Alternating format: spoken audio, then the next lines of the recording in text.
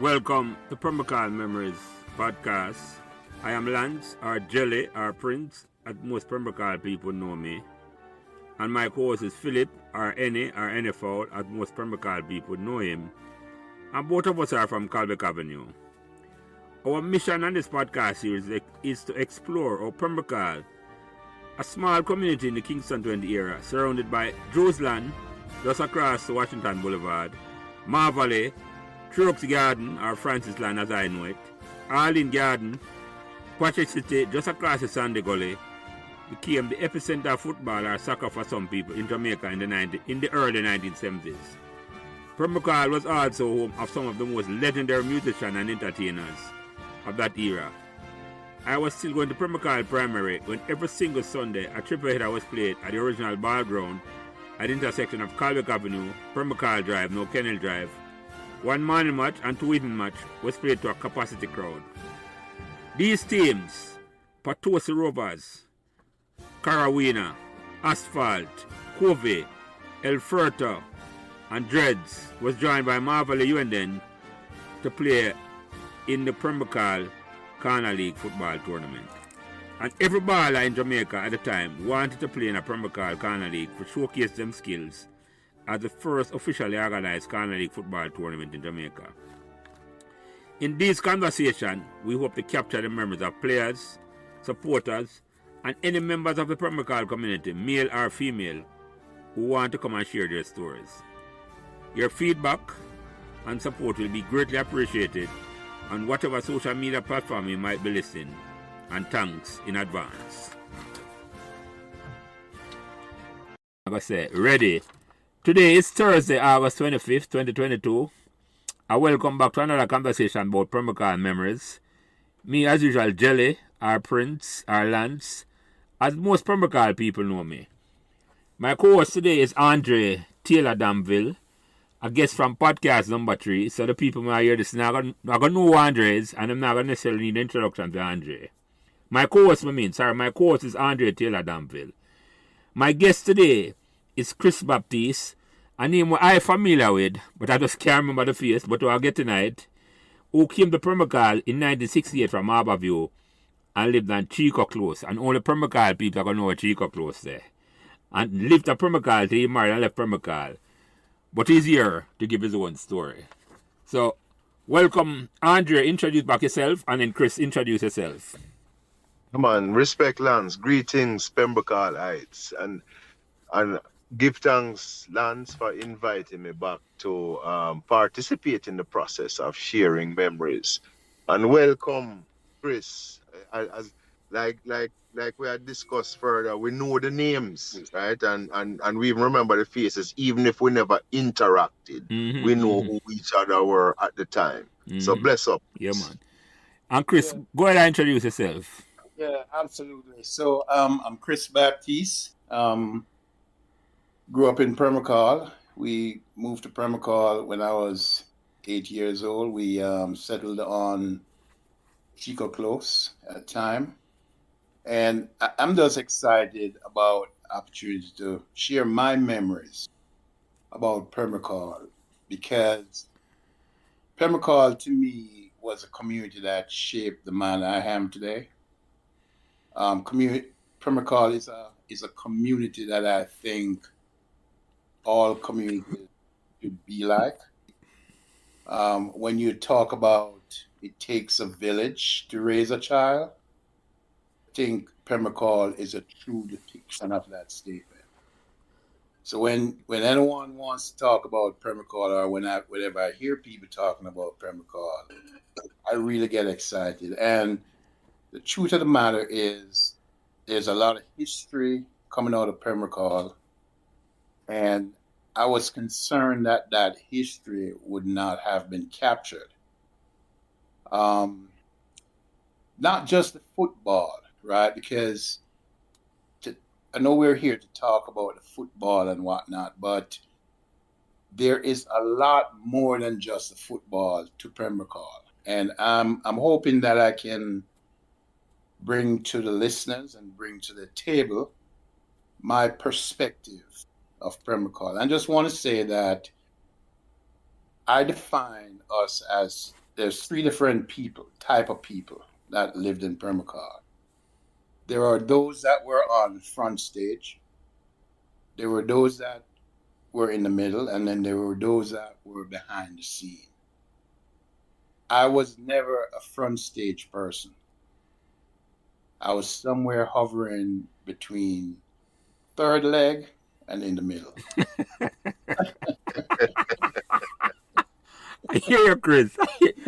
Because I remember your name, and trust me, I don't know it's about football here, sir. It started out about with football, because just like with the podcast, remember, it started out about cricket, because that me play. Yeah. But I got some memories here, sir. Memories. I want woman come on, come give them Permacar memories. I mean, I look forward for the first woman come on. So, yeah. Anything you want to talk about, Chris? From Permacar memories, trust me. We'll get tonight. Don't worry. Yeah, absolutely. We'll get to that, man. But let me ask you the first question then. Because you moved from a Permacar in 1968. How old you were when you moved from a Permacar? 8 years old. 8 years old. And what was Permacar like? Remember? Because you come as in a sense, old enough to remember what the place it looked like. Absolutely. So, when we moved to Permacar, what I remember the first time was there was a flood. The day I moved to Permacar, there was a flood. And my street being a dead end, a cul-de-sac, Yeah. the water just don't have nowhere to run. Just back up in your house. Yeah. No, actually, it backed all the way up to about halfway the street. I mean, yeah, the water would run all the way back to Carwin Avenue and make its way back to the gully. Yeah. That's how it was. But so when I came to Pembrokeshire, there was GOS bus. There was a 4 bus that came. I remember that number 4 bus. It was the original bus at Permacar, yes. Yeah. On the boulevard was the drive-in theater, and the 39 bus was the main bus that ran there that went to Duane Park. Yeah. There was the post office. The post office used to be about 3 doors down from Chico Close on the drive. Yeah, man, you call it a postal agency. It wasn't Yes, postal agency, I think it used to call. Yes. Right, but then they moved it further down to where David Davis used to live, down that side. Sir. Yeah. That's right. Yeah. Then there was and I listened to every conversation so far, and my wife would say to me, "They can't hear you." Being correct, everybody. No. It's like some, like some situations that were mentioned. I was there. Yeah. You want to give part of the stories, like. Yes. Absolutely. Yeah. Absolutely. You want to chime in because you were a witness to the situation. Yeah, man, you hear the conversation. It's like you want to step in and say, yeah, man, this is my side. I hear you, Chris. Yeah, of course. So Pembrokeshire was a community in the true sense of a community. And I want to highlight some women that, even though they might not have directly interacted with me, but influenced me from afar. I'm going to tell you about some women of Pembrokeshire that I came and see.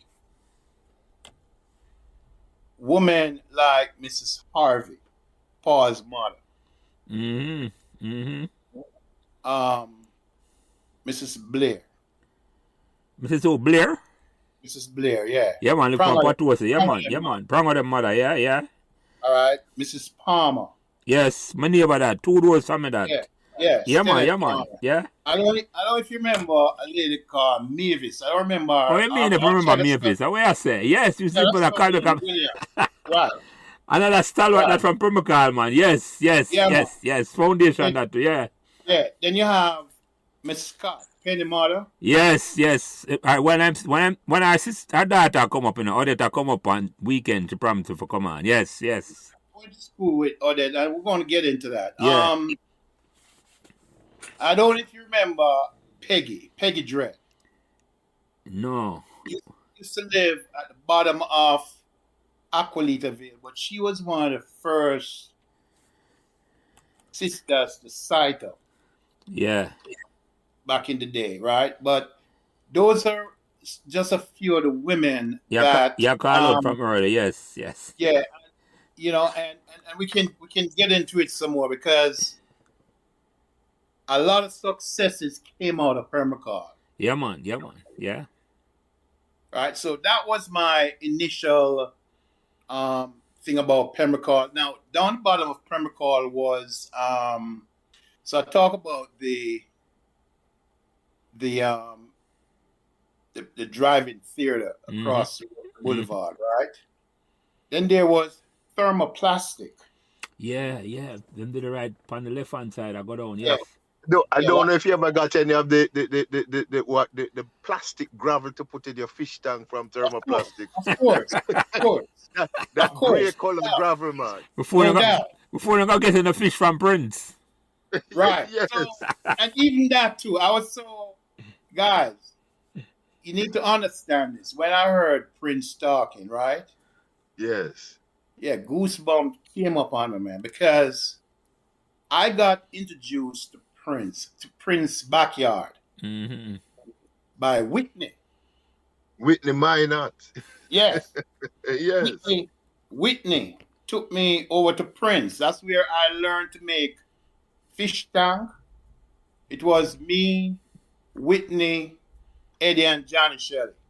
Yes, Yes. yes. I'm 2 years living on a patos beside Yeah. Mr. Lindsay. Yes, yes, yes. Yeah. Yeah. And so I learned today. That's the only pet that I have. Fish. Pet fish. Yes. Yeah. Fish. Myself, Chris. Fish. Myself. Yeah. All right. So I learned all about fish from Prince. Right. Everything that I know about fish, how to mate them, which fish can get along together in a community tank. Yeah. All that stuff. So yeah, it's a lot of memories. Mm-hmm. But can I say something to you, Chris? It Yes, sir. seemed, based on the introduction that Lance provided, you were uniquely fortunate to have been a part of two communities that shaped the late 50s and 60s in Harborview and Pembroke. Yes, sir. And being an Excelsorian, many of my classmates and other students at Excelsior came from Harborview. So I'm sure that as we converse, I will mention some names that you will probably identify with as well, even from that community. Quite possible. Right. So if I were to go back, right, and just share with you some things about me, because I'm a Kingstonian, right? So I was born on Retreat Avenue. At a crossroad. Crossroad area. Retreat. Wow. Yeah. Retreat Avenue. Yeah. And then after my mom got married, we moved to Harborview and lived on Riverside Drive in Harborview.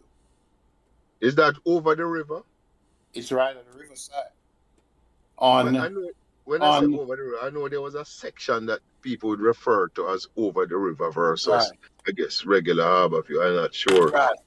You're correct, and that's something I kind of wanted to kind of give a perspective on too. I was on this side of the river, meaning not on the St. Thomas side. Okay. I got you, yeah. On this side of the river. And then when my stepdad migrated to United States, we moved to Pembroke. Okay. That's a 1968. Yes, sir. Yeah. That's what brought us to Pembroke. So the perspective that I wanted to share was, we're talking about post, well, I'm post-colonial, independence, right? Post-independence, yeah, man, all the way, yeah. All right. We're talking about communities being built, as someone correctly pointed out. Kingston is expanding, right? Mm-hmm. There's a lot of people moving from rural to Kingston in search for better life Yeah. for themselves. And Kingston is exploding, right? Mm-hmm. These communities that were built, Harborview, Mona, Pembroke, Duhanna Park, was kind of built for that purpose, right? Working class people, yeah. Well, I wouldn't say working class, because there's a difference between how we in Jamaica define working class as opposed to how we define working class in the United States. That is true. Okay? So Pembroke was a community that were for the middle class. Mm-hmm. And the middle class meaning young, Yes, sir. professionals, young civil servants, Mm-hmm. Yes. people who were just starting their life. Mm-hmm. Mm-hmm. And families, yes. Yeah, Yes. it's an incredible experiment. I mean, it's incredible because here are these young folks who most of them were probably not too long married Mm-hmm. and moving to their first home Mm-hmm. and is going to raise their children in a way that they felt was the right way. Yeah, man. Children all on the 10 like all the way. Yes. Yeah. It was an incredible Experience. Yeah, experience for me. I agree with you, Chris. Yeah. You know, and so what separate Pembroke, I believe, and made a difference between Pembroke, Duhanna Park, Harborview, Mona. Mona was more for the folks that was working at the college, right? For UA, yeah. Right? But here's what was unique about Pembroke. Pembroke was bordered to the west by the gully. Yeah, the Sandy Gully. Right? To the south by the boulevard. Mm-hmm. To the east by Francis Land. Empty land, yes. Area, right? And to the north by Mullines Road. So we were kind of boxed in. Yeah. And what was significant for us was, certainly for me, was that in the middle of the community was Dusty Ball, the field. Yeah. The heart and soul of Pembroke, man. Yes. 10-4. Yeah. Yes. So as a little boy, I didn't go to Pembroke primary, by the way.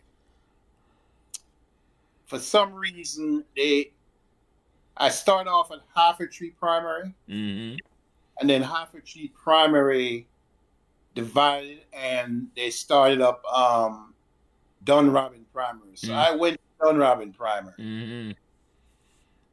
But what I could remember was when I came from school, and after you do your homework and watch Romper Room and all that stuff, you headed to the field. There was a cooler plum tree. Yes. On the Pembroke side. Yeah. Up by the terminus, right next to the terminus. That's where we boys used to play marble. Yes. And before football, we used to fly our kites and things like that, right? Because as you guys pointed out, we couldn't go on the soccer field. The bigger men had to play. Yeah. Right? You only get on the field if they give you a run. Yeah, man, I when I'm not there. Yeah. You have to watch. Yes. Oh, when they're not there. But yeah, it's so if you talk about institutions that I was exposed to at that age, so I was raised a Catholic. There was a Catholic church up the drive. Yeah. You know, Yeah, and that church did double duty, Chris, because it that's was good. actually a Methodist Methodist and a church, but Catholic church. That was a unique they thing I get used to about have Pembroke too, Catholic right? service. That- The That's Catholic correct. service was early in the morning, That's correct. and then because I attended the Catholic service and later the Methodist service. Yes, So yes, you're you're right. right about that. It's not one church, Yeah. but it have two duties. One Yes, church. yeah. Yeah. But So hold on, Chris. Before you bring up something important, and I want to ask about it. Why Pembroke unique? Why you think the surroundings of Pembroke, I name the ball as them. Why you think that made Pembroke unique? okay, because it confined us. It's like an enclosure, right? It made us closer together. It's like a buffer. It's like a buffer. Then it's like yes. There wasn't a lot of outside elements coming in. Yeah, so I mean, I never look on that way. You're right about that. You're so right. Unless you're coming to someone there, yes. It was much. It was an unofficial bar around Pembroke where it's like a man know Pembroke, I just Pembroke man inside. So yes, that's what I mean. Right. Yeah. And quite frankly, two of the borders, Chris, were somewhat intimidating, right? The gully. to us as youth, because Of course. Francis Land / Marvally, right? Yes. Would if you venture over there, you could run into some boys who were a little bit tougher than we were. If you go to shoot your little bird or whatever you're doing over there, right? Mm-hmm. And then out by the boulevard now, by the drive-in, you have Jerusalem over that side, which again was a little bit more. But even the boulevard, Andre, was intimidating, That's right. That's like a 10-lane highway. Yeah, man, exactly. Yeah. You cross Pembroke Drive and you say, don't cross the boulevard in our lands. Do not try to cross the boulevard. Yes, you get the one in the over and over. Yes. Yes, sir. Mm-hmm. It certainly was. You were afraid to go there. Yeah, man, exactly. Afraid to go. Exactly. So, Go ahead, Chris. You go ahead, man. Okay, so there was a church as an institution. Then there was scouts, the scout troop. At the church, there was a scout troop. And as you get older, many of us became scouts, Boy Scouts. Then in the bottom of Pembroke, where the Blue Nile thing came later. Yeah, in front of the school, yeah. Yeah, was the library mobile. Yes. The book mobile. Yes. Every Saturday, yes. So we used to file down there to get our books, check out your book and so on and so forth, right? And then I consider that the field was an institution by itself, because I don't know if you guys experienced this, but I had a lot of friends. I used to go all over Pembroke because you had different corners. Yeah, man. Right? Yeah, man. Yes, sir. All right. I remember I used to, during my growing, right, I used to hang out with some guys down the bottom of Carwina, Bruce Golin, down the bottom of Carwina, near to where Sally Miller used to live. Near to Anglesey side? No, near down to Anglesey side, that's correct. A guy named Andre Olong. Olong, yes. And I used to hang out with Chris Maxwell, because he was much older than us. So Chris used to live from Cove. Yeah, Chris used to, me and Donovan Garden, DG. Yeah. DG, yes. Yeah, we used to hang out, but we couldn't go into Chris' house. That was a White House. It's still outside. You remember that? Yes. Yeah, man. It was a White House. Yeah, man. And father, and mother, we called auntie. Yeah. Yeah. I don't know if you guys remember when you were talking about ball. We're talking about the Kamika brothers. You remember them? Yeah, man. Luke Bertie. Kamika and Luke and Tompa. We had that Bertie then? No, man. Luke Kamika. Yeah. Oh, yes, yeah, I know you're talking. You live up on Annandale Luke, way. Yes, I know you're talking. Yeah, Luke, man. Luke, Lukey was actually one of the persons who went to St. Aloysius with me. Yeah. I know you're talking. Yeah. Right. Because I think they originated downtown, Yeah. if I'm not mistaken. It was like Billy, Bumpy, Lukey Gina, and Tompa T. Yeah. Yeah. And remember this, Tompa T was a talented football player. Went to Georges. All right. And then at another point, I used to hang out with Rennie. Now, Yeah, man. that's We call currently Duppy Rennie. Dr. Rennie. Right? When Nikki was talking the last time, Yeah. he talks about Mrs. Barks, right? That's another lady that influenced certainly me. I used to go to private lessons with Mr. Barks. Mm-hmm. He used to teach me math. So Nikki used to come and do his music and whatnot. Of course, Nikki is ahead of me Because it's older than you. Yeah. in terms of age. That's another stellar youth that I always admire. Always admire. Yeah, man. Nicky is a solid citizen, Mm-hmm. Yeah. Very much so. His mother and my mother were cousins. So his mother was cousin Mary. And my mother used to take my brothers and myself to visit. But like you just said, Chris, Nicky was a little older. So when we got to the house, we just had to sit in the living room and hold a corner while my mother and cousin Mary conducted conversations. And Nicky was either us. Him didn't really pay us so much mind at the time, you know? Yeah. Nikki dad was Uncle Barney. Yes, sir.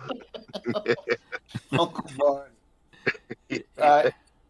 Yeah. So Pembroke now, if you want to talk a little about the ball, because I know a little something about the ball. Yeah, man. Going on that, man. The first, all right. I could go on that then. I'm not trying to get Raleigh Briscoe on because him sound like the man that can tell me how the formation of the Ghana League. But you tell me the memory about the first Ghana League match you go watch. Yeah, well, you cannot talk about football in Pembroke unless you talk to Raleigh Briscoe. Yeah, man. At the foundation that, man. Roots are try line him up for me, yes. Yeah. Ralston Briscoe. Who give me proper name? Ralston. Yeah, Ralston Briscoe. Yeah. And I'm gonna tell you my football thing, right? To understand where I'm coming from. So, unfortunate or fortunately for me, I never went to high school. Mm-hmm. Okay? Like everybody else. Mm-hmm. I never excelled in sport when I was much younger, I think for two reasons. One was that I was severely asthmatic. Yeah. And the other reason was that I was on the shy side. I was a behind the scenes. You never express yourself. You never expressive. Yeah. Yeah. And football was kind of was very cliquish. You have groups of guys who move from team to team, and they move as a pact.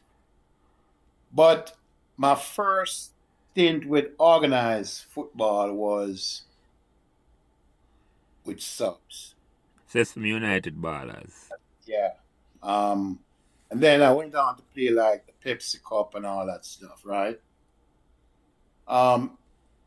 After those things folded, right, I kind of never played the ball. I started to hang out with the guys at the top of Potosi Avenue.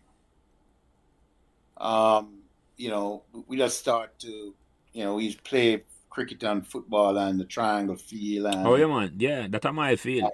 See, you hang out to do them. The Walters, them, Jeff Van Bryan and Tennyson. Well, not really. My group was Flooney, Muller, Root, All of them used to come out of the triangle. Yes, yes, Yeah, yeah. almost used to go over there and play, right? Tennyson, and that's another thing, guys like the Walters, they were, those guys were track guys, if I can remember. And cricket over by the Francis line behind their house. Boys Town. Boys Town call Yeah, that. Yeah, yeah, right. To yeah. play The cricket. Walters were a participant in all sports, Sure, they actually. were. They were. They But were. but they excelled. They were Yes, outstanding track athletes. Yes. right, Yeah, man. Yeah, man. Yeah, yeah, right. yeah. And so, but when we were students, someone asked why Potosi, the team was the way it is, right? We were more than friends. We were like brothers, Mm-hmm. all of us. Yeah, Yeah, we still hang out to this day. yeah, yeah, yeah. All right, and we had that bond, man. That it's an incredible bond that we develop at a young age, right? Yeah, yeah. But we were students, right? We were not. We didn't smoke. Yeah. Weed and all. No, that is so true. That's so true, Chris. That's so Yeah, true. we were. Yeah, we were. What we were. I just a sports I did. Just I did the ball. That's the ball. Yeah, I think we were intellectuals in the making. Yeah, yeah, yeah, yeah, yeah. So we talk about football. We solve world problems, and we go to church. That's what we do. And to add to that, Chris, Potosi had such a diverse dynamic in that I heard you mention, I think I had made a comment in one of the earlier podcasts, and you had mentioned the Howells, right? Because I had forgotten about the Howells. Sure. And I remember I remember Andrew at the V Angle Bicycle. What was the older brother's name? Vince, it wasn't. I don't remember the older brother's name, but he used to torment my brother and me. So we had to stop going to Miss Gardner, right? Because he would tell. But so Potosi had this. You had Tony Gar, you have the Ingrams, right? You had the Champagnes, Joshua and Bumps. You had the Howells, and then as you move a little further up, you had the O'Connor brothers. Yeah, I don't know if you Mark, Mel, and Michael. Yeah. Right? Yeah. And then as you went further up now, you got into Flooney and Nathan's and the Wilmots, right? And Muller. And then when you left and Buckner now at the car, and then when you left there going a little further up now, there was the Shelleys, right? Mm-hmm. That's right. And then you will get to Reds and the Blairs them, right? Mm-hmm. Mm-hmm. Before you get to the Minots, and you get, I don't mention Mabrook and Mudman and Squid because they were ahead of us, right? Mm-hmm. So then you had Whitney, Mario, France, and Andre Minot, and the sister Petra, yeah? Mm-hmm. Then you move up to the Engleton and the Walters next door, Oliver Brown, across the road. The Nicholsons, you had across, Bobby yes, Lane, across, yeah. right? Yeah. So Potosi was there was such a diverse group, and like you said, Chris, still we all would get together either at the Triangle or over Boys Town, and we're going to play some ball. But we had other interests that we could sit in groups and have conversations for hours. Yeah, for hours. Because another thing too, hello? Yeah, man, we're there, man. Yes, we're there, man. Yeah, another thing too that's worth mentioning, right? As I came through Pembroke, like unfortunately for me, I remember I had one chance at common entrance. And the night before common entrance, I can't remember what year that was. I'm not good with that. We all congregated at Tonigar Gate. Mm-hmm. And that's me and Andrew Howell because we're at the same age. Yes. And Tonigar was, you know how you get a sheet notifying you about common entrance? Yeah. Well, Tony got you couldn't carry paper on those things into common entrance, I reckon. So Tony God took that piece of paper. I remember this like yesterday because he was ahead of us. And fold it into little squares and show us how to work your math problem. You know what I'm saying? He folded it. I remember this like yesterday. So you fold it up and you work a problem in a one square and turn it over and things like that, right? Yeah, man. I was Tony God telling us, kind of coaching us, right? And don't cut you, Chris, but that had intellectual prowess a Permacal Patwos man at the time, you know. Yeah. It's what I meant. But just when you say what, just a story alone, you know.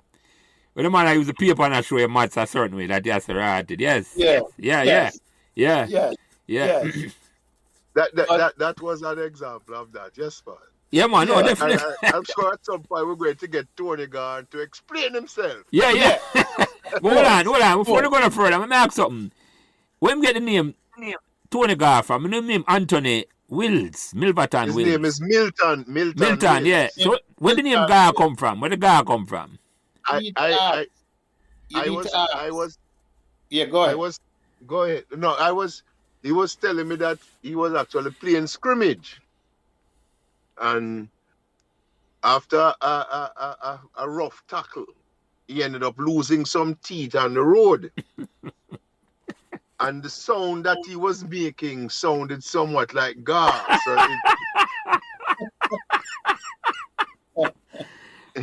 So, the name was adopted. Yeah. Again, there's a number of things he will have to explain. Yeah, man, come on. Like Sporty and Big Uncle and the Gar, and now Chris gave us a thing with the folding of the paper. Yeah. Right. Yeah. And for the record, Chris, Tony's younger sister and I went to Permacal Primary from First Farm to Lutec Common Entrance, and she passed the St. Jude. That's a Grace, yeah. Chris. Yeah, man, yeah. So, yeah, go ahead, Chris, yeah. So, but the next day now, the Common Entrance day, the man was to take me to emergency room because I had a severe asthmatic attack. Okay. Yeah. So I lost my chances of. You never get a chance to take the exam. You didn't even get to sit the exam. Yeah. Mm-hmm. But so I went to Permacal Junior Secondary School. At the time, yes. That's what we called it at the time, yeah. And my principal was Mr. Titus. AA Titus. Yeah. Yeah, man. Yes, sir.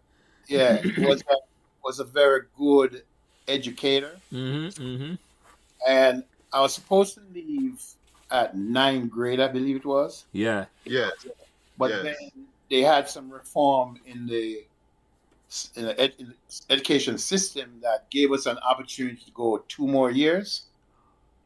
And so I had an opportunity to do my O-levels there. At Permacal. Because it did get a high school status at that point, right, Chris? Well, not really.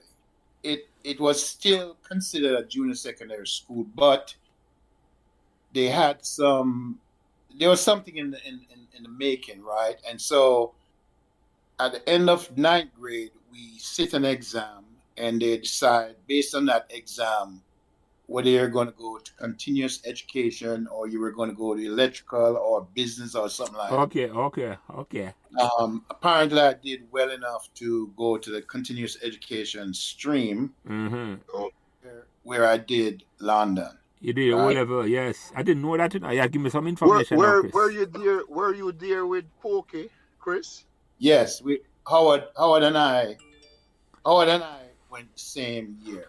Howard Clark. What about Perch? Howard Harrison. Don't remember. Howard Harrison used to live on Lasquinet. I think. Well, he went to Woolmer's ultimately. Right. He was next door to Mr. Runcie, and his cousin was Paul Knight. I don't remember if you remember Paul, but I remember the name. But I remember the name. So Howard and I were the same stream, right? I believe Okay. I went to day school and Howard went to, because they had shift by this time. Yes. Right. So after I left Protocol, I went to Excelsior. Mm-hmm. And then from Excelsior, I went to CAS. And then from CAS, I went to JPS. Okay. So you went to Excelsior College? Yeah, I went to Excelsior Community College the same time. With Kirk Rawl? Were you there with Kirk? No, I was ahead of Kirk. Would have been ahead of Kirk. Yeah. So when I went to College, it was me, Flooney. Because Flooney did go Excelsior after I leave Calabar. Yeah, Flooney came to Excelsior in September 77. Mm-hmm. I left in July 77, and I remember by that time they were living up in Russell Heights, right? Yeah, moving from Pembroke. Yeah. So it was, and then Horace, when I went there, Horace was doing his final year at community college. Which you mean Clarke? Yeah, Horace Clarke. Yeah.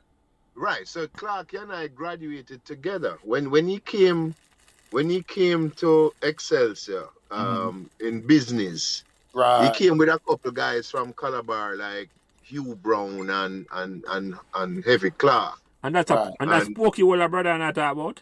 Yeah. Yeah. I know you unfortunately passed last year. But so Horace used to travel to school every morning with me because my dad used to drop me off at school. Mm-hmm. And then we would travel home together in the evenings, bum ride or whatever it is we did. So when I graduated fifth form, he was graduating community college. Mm-hmm. Right. Yeah. That was and so when I arrived at Excelsior, so Excelsior on Mr. Powell. Mm-hmm. Where's Powell? So Powell was an educator, right? Who par excellence. Who believed in education, right? So what I observed was that if you got pregnant and get kicked out of high school, which is what used to happen, or if you sight up and you get expelled from school like some other guys I met, Mr. Powell wouldn't turn his back on you. Mm-hmm. That's true. Put it this way, he's going to give you an opportunity to get an education. I'm going to get an opportunity to redeem yourself. Yes. Right. That's what I observed. Yeah. So prior to that, though, we talk about my involvement with football. So I never played football again. I guess I had other interests. Yeah. All right. So fast forward now. We done with Corner League and all that stuff. Junior Corner League. I started to play with Potosi Rovers. Mm-hmm. Because by now, these guys are my friends and we're playing. And my granduncle was a big Real Madrid fan, as I am. And I found a book after he died, gave it to Mikey B, and we created a formation called 3-2-5. We played 3-2-5. 3 defender, 2 midfielder, 5 forward. Nobody could beat us. You had to be a specialist when you played, right? Like the lone center half was interchanged between, Messi used to play the lone center half. Mm-hmm. Mm-hmm. And the number 9, which was Puskas, when Puskas played for Real Madrid. Mm-hmm. Yes, man. Puskas were number 9. The number 9 was Tony Gar. Mm-hmm. Mm-hmm. All right. Nobody could beat Potosi because they couldn't understand how we played. Mm-hmm. Right. And then we had we talk about how the game evolved. All right. one year, some guys were going to play for Pembroke. Raleigh was going to get involved in the coaching side. By this time, I started to play with Pregs. That's a Leslie Thompson. Yeah, Lester Thompson. Mhm. Lester Thompson is one of the people that I admire from when I was a kid. Lester Thompson invited me in his inner circle to play with him. At the time, it was Carlton, Leslie, Bingy. But that year, Which Bingy is that? Brown? Bingy used to go Aggie. Yeah, man. Bingy played left back while I played left wing for Coles. Rowan Brown. Right, Yes. right. And another thing too, you're gonna find that I call some real names and I call some pet names. Yeah, right? man. No, man, no problem. But, and if we can Because call I it tell you cool. something, Chris. Most people didn't know him as Rowan. It's Right. Bingy. Them So, know him so as. Bingy still live at Pembroke? No, Bingy live a deeper. That's what I remember. Deeper. Bingy from doing the park. Right. Yeah. But go ahead, yeah. And one of our other teammates, which you probably know, Chris, was Screw, Howard Montague. Yeah, man. No Screw, man. So Screw was my classmate at Excelsior. Yeah, Screw played for Potosi one time. Yes, it did. Yeah. So Gerald, another football player from the area, Gerald Dugan. Yeah, man, Dugan, of course. And Pregs were, I guess, associates. And they were all going to play for Pembroke that year. So I kind of have the inside track as to the demise of our football in Pembroke. Yeah, going at that because Philip is there, I don't want to hear that. If any foul there, because I think people ask, oh, Pembroke football never reach. I can, I can offer my perspective. It doesn't necessarily mean that is so, but but that's everybody perspective, man. Because I'm curious to hear that, too, Chris. I'm curious to hear that. Right. Go ahead. So, all right. So, where the field was located, the field was not to regulation, but we used to play on it. Yeah, man. The bottom is bigger than the top. The guy gets set. Right. Yeah. Well, it wasn't to regulation. And hey, I want to stop for a minute and just acknowledge some men that made it possible for us. Mr. Bogle. Rod Bogle. Yeah, yes, man. Sir. Yes. Yeah, man. Yes. Dirks. Winston Dirks Campbell. Yes. Scarrow. Mm-hmm. Bobby Fire. Mm-hmm. Patrick Twaits. Potter Twaits. Yeah. Potter Twaits. Thunder Wall. Yeah. Those are men that, they had to have loved children. Yeah. You know, the thing. Oh, and I can't forget Spartacus. No. Sparta is a legend, man. Thank you for mentioning Sparta. Can't leave him. Anybody knows Sparta right now? Maybe Ruth to tell you, but you don't know Sparta right now. I have no idea what Sparta. Don't know what Sparta name is. All I can tell you is that Sparta was in the middle of everything. Yeah, man. Sparta's a Pembroke legend, man. Okay, I love the youth, man. Love the youth. Man. Somebody said something. Sparta used the same as a cricketer, but me never see him play. I had mentioned that. Have any of you guys ever seen him always wear a white shirt? Yeah.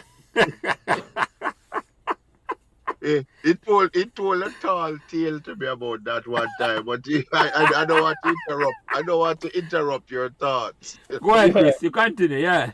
Yeah. So we had a game. All right. So the field was not regulated field, right? And to add insult to injury, we put up a fence. Yeah. And the fence really did a number to us, right? Constrained way, yeah. Yeah, and so Cassava said that we couldn't use it no more. Yeah, I didn't All know right. that. I didn't know that at Yeah. all. All right. No. In all fairness, we got some money. Well, not we, but some money was given to us to cover the gully, Yeah, Yeah. and we used some local engineers. yeah, I remember that. I remember that. An attempt was made. Put it away. An attempt was made. The local engineers figured out if we put some board and whatnot. And slab it. I remember that. I remember that work, sir. I remember that work. But the first time I was an eyewitness to this tragedy. When the cement truck come and start pump the cement, man, the whole of the board just fall right down In the back. gully.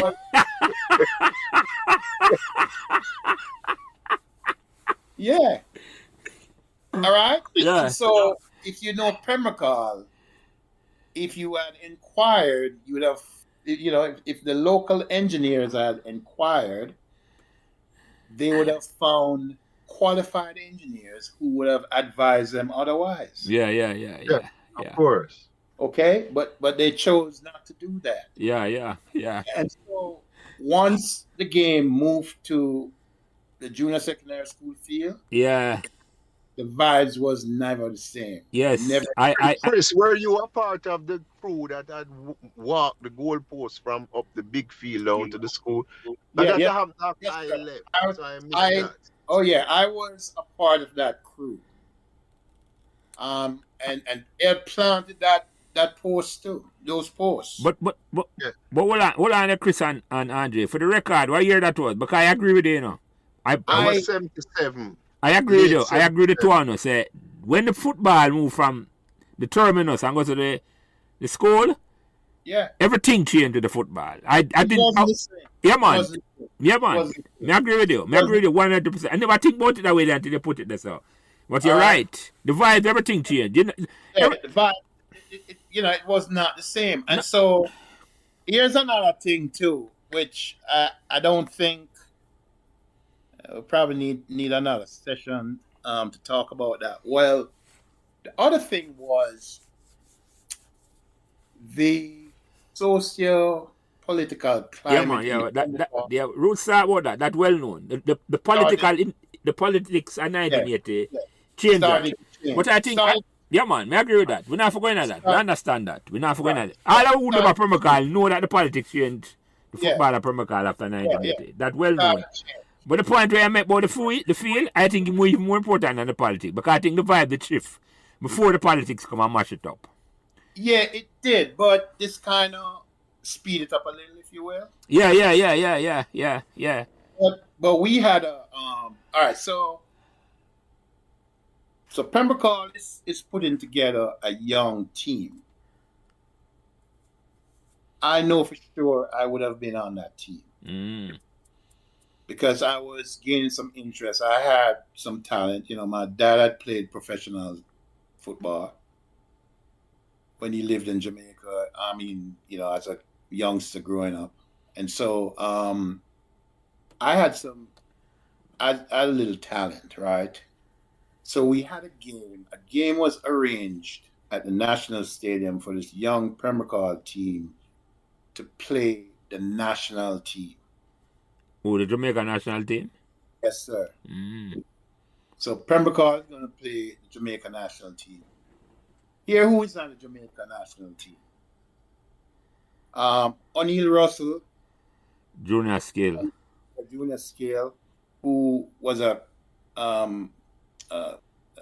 classmate of mine earlier years. You had P-Ked was on the team. You had Ballhead. You had Alimat Nab. You had Dago Garden. And here we are, still up at the National Stadium to play this team in a practice game. From Pembroke, what I can remember, I don't remember everybody that was there. So bear with me, people, if I left the name off. So Leslie Thompson, Carlton Briscoe, Mm-hmm. Gerald Dugan, Mm-hmm. believe Bingy was there, myself, Diego Garden, Diego, Diego Oh, Diego, Walker. that Diego, Pembrokeshire, that Diego Garden. Diego, yes, yeah, yes. Yeah, Diego. man. Yeah, man. I know your talk. Long T, Diego. younger brother. Yes, yes. Yeah, Walker. Think Jack Sparudis was there. Who that? Jack Spur. Okay, Jack. Yeah. Think Flooney was probably there too. Either Flooney or Freddie. One of them was there. At a Fred Hitchcock. Mm-hmm. Yeah. But an altercation happened with some older guys at the field in the locker room at the National Stadium. When it's what altercation between Pembroke and them? Yeah. Mm-hmm. Yeah. An altercation took place in which Raleigh was assaulted, and that drive a nail into our football. A wedge. That was it. Yeah, man. And that was what year that was, Chris? yeah, I don't recall what year that was. That's what I said, you know. Yeah. No, man, understand. That man, we have to come and fill in that gap. But that would have drive a wedge in it because Raleigh Briscoe, as far as me concerned, are the godfather of Pembroke football. Well, that was a sad evening for me personally. Yeah. That was a sad evening for me because the one thing I want to tell you about Ralston Briscoe was that when you talk about work ethics, Mm-hmm. Ralston Briscoe, Pregs, and Carlton, work ethics when it come on to dedicated to making their craft better. Yeah, man. I agree with that. Now, Carlton was probably a year behind me. Mm-hmm. So, but he was a player that I admired. Yeah. I used to try and do his moves, right? Now, Carlton could juggle the ball, and there was a discussion about where they lived. They lived from Petterton to the field. Lived at Petterton Avenue. Yeah, we never remember last week when Nicky attacked. Yeah. We get a correction there, yeah. Yeah. But I'm going to bring up the correction rules again. But go ahead, yeah. Carly would juggle that ball from Petterton Avenue to the field every evening without dropping. On 2 foot. Yeah. Yeah, man. He would do it on him 2 foot, him thigh, and him head, shoulder, and never drop that ball. Yeah, man. Yeah. All right. Now, when it come on to being a technically sound and savvy player, that was Pregs. Yes, sir. Pregs was technically sound, a lover of the game, a student of the game. Yeah. Pregs would put up squares in the goalpost and have me a kick. Try to strengthen my left foot. Very few weaknesses he had. Yeah, except that he couldn't touch him toes.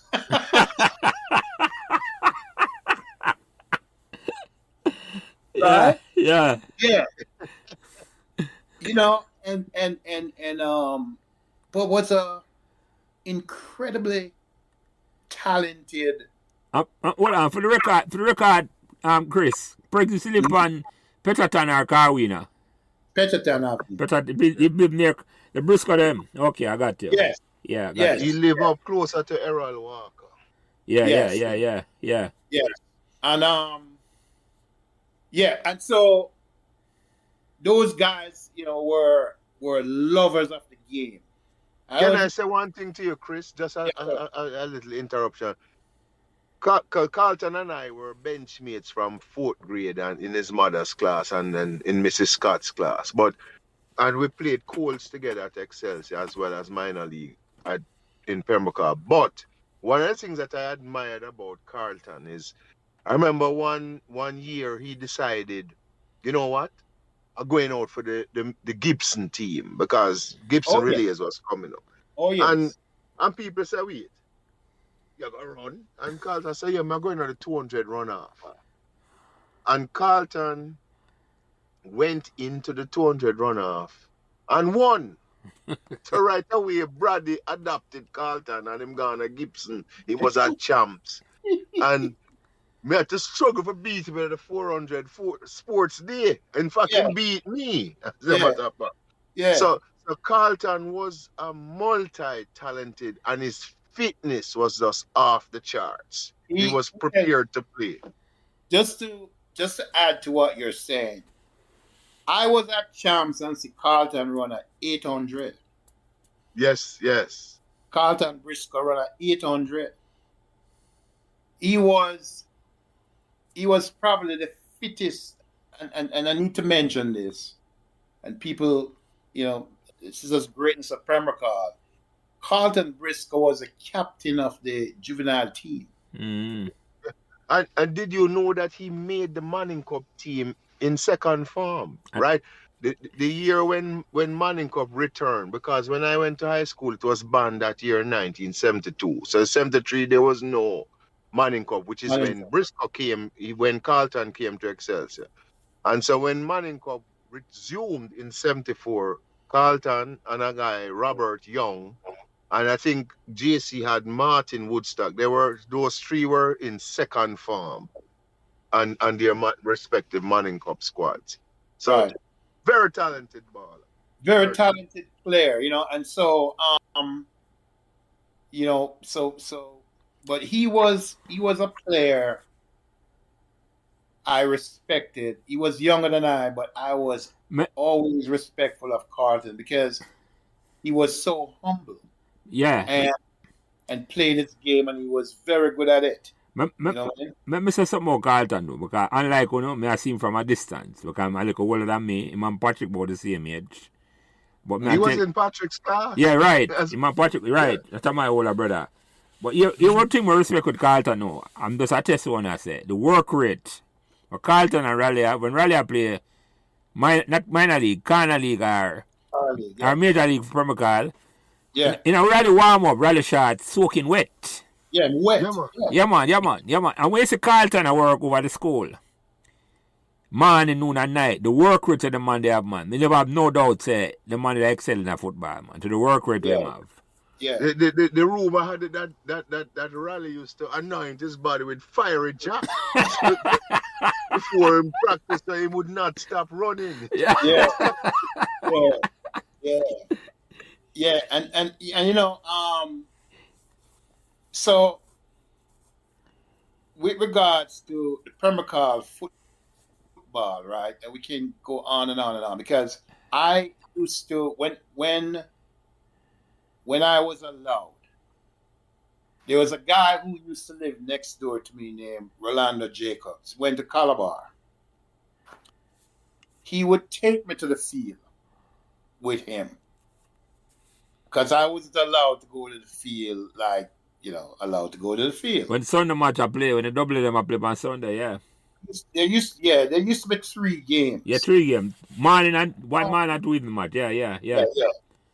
But the one thing I remember vividly was the crowd. Yes. Interest. I mean, when I'm on, you didn't have to be at the game for know what was going on in it. You just listen to the roar of the crowd. Yeah. Yes, sir. Yeah. So when you get off the bus out the boulevard, like you take a 39 bus and get off, you hear you're trying to hurry up to catch a game. You know when a man gets shift or if a goal. A score, yeah. One of my memory was Potosi Dreads playing. Yeah. And Roots is right.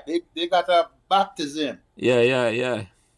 But what I remember about the game wasn't the goal. Bertie Gilfillian said, "Oh man, them stick up on men." Yeah, kind of a fine price. I remember that, Chris. Yes, Bertie. Chris, I remember. Hey, where you get that from, Chris? Listen, man. I was there. Oh man, them stick up on men.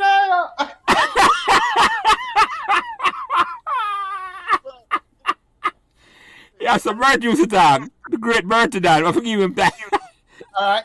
And so when we talk about there was a I don't know about you guys, but I was fascinated about the dread. Yeah, right? man. The dread itself is I'm gonna need a whole. We need a man Yeah. from the dread. Yes. Yeah, that need A complete show different. for itself. Yeah, man. One discussion. Yeah. Yeah. The foundation of the dreads and all the dreads evolve. Yes. Yeah, man. I agree with that. But the first time I played in the evening on the field, Yeah. was a dread named Danny Kid. Give me a run. Yeah, man. Danny Red. Yeah, man. Danny Red. Yes. Yeah, the kid said, "Yo, you come take a run." But I'm your blood, you know, brethren. Yeah, man. Danny Kid, man. Danny Red, man, him under 50. Danny Red, that man, yeah. Yeah, man. Yeah. But I remember Danny Gilfillian Kid knocked down Allah with that under 50 in front, Allah Engleton, in front of him gate. Brian, when Brian comes and asks him about that. Sorry to interrupt you, Chris. Yeah, Gilfillian was a dread who I used to admire. Just how him move. Yeah, man, he's up on the top of Covey, yes. Yeah, just him. Burton and Gilfin, yeah, Gilfin, yeah. Yeah, and then him always seem to be the dread who get the new bike first. Yeah. Yeah, yes, time always have the new bike first. Yeah. You know. At them time they ever dread have a bike, you know, you're right, you know, Chris? Yeah, you have a bike. Him upgrade from 50 to Z90, yes.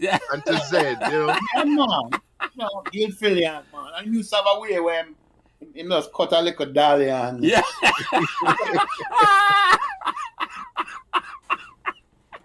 I tell what I Chris, I remember the dolly them to ride to the dread.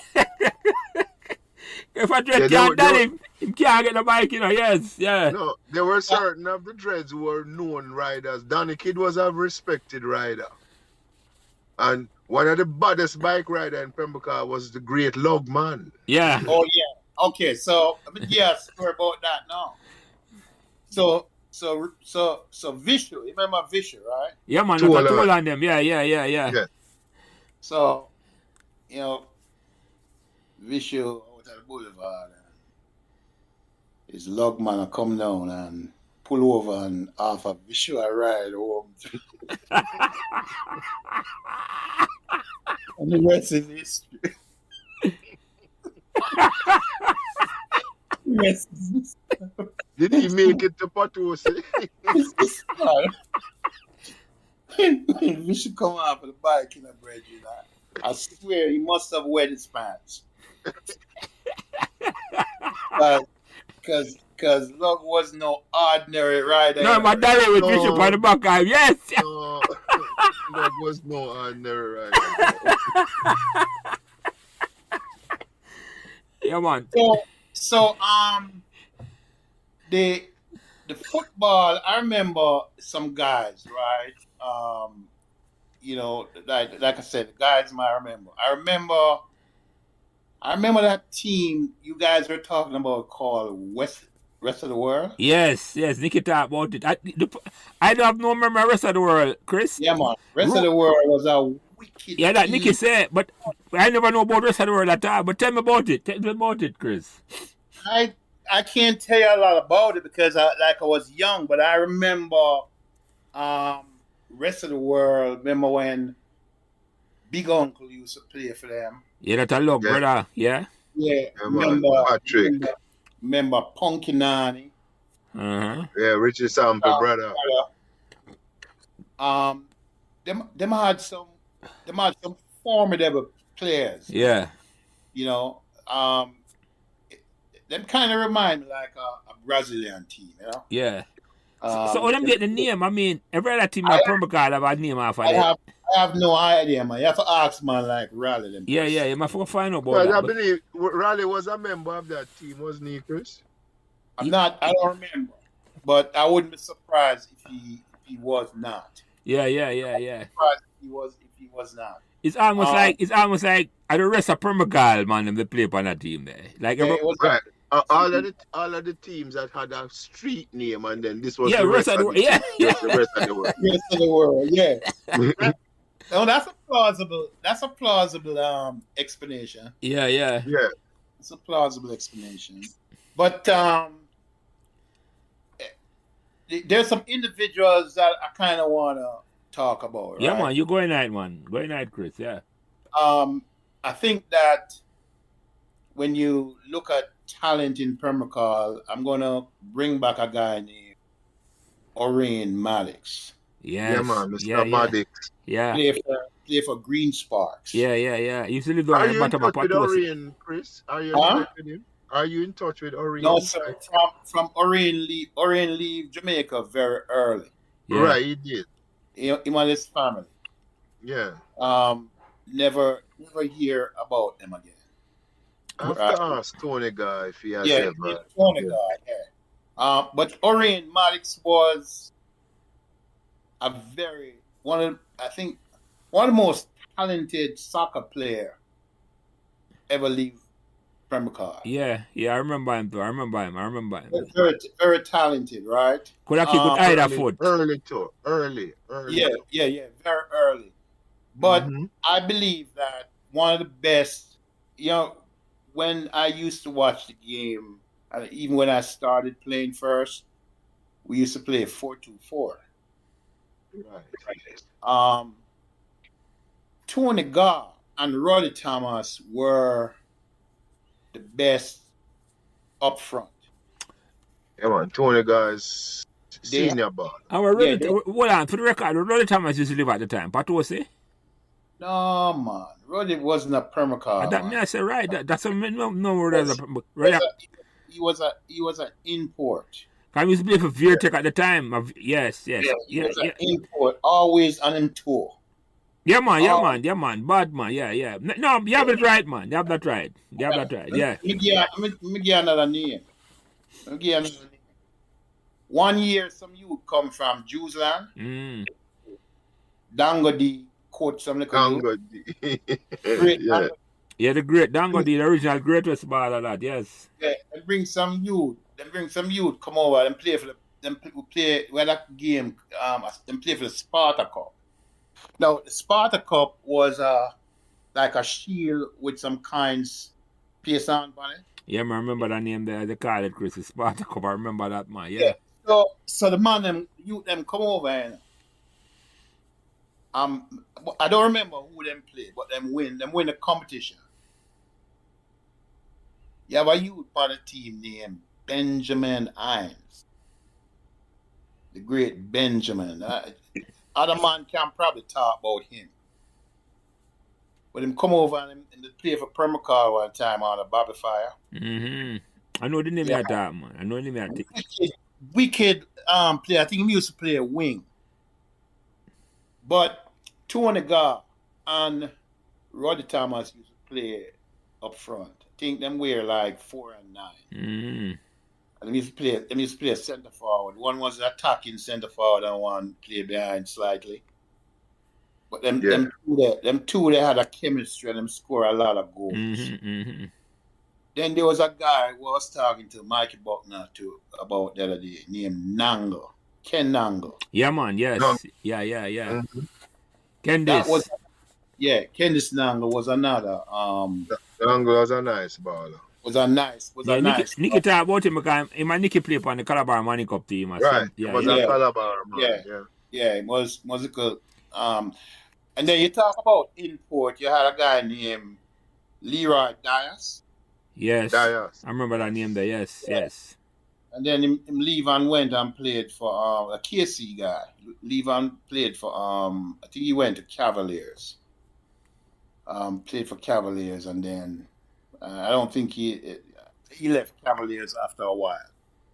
But I used to go to a lot of games when Permacar played, right? I remember going to a game up in Golden Aces, up in Constant Spring, up on the hill. For Cassava Piece, yeah.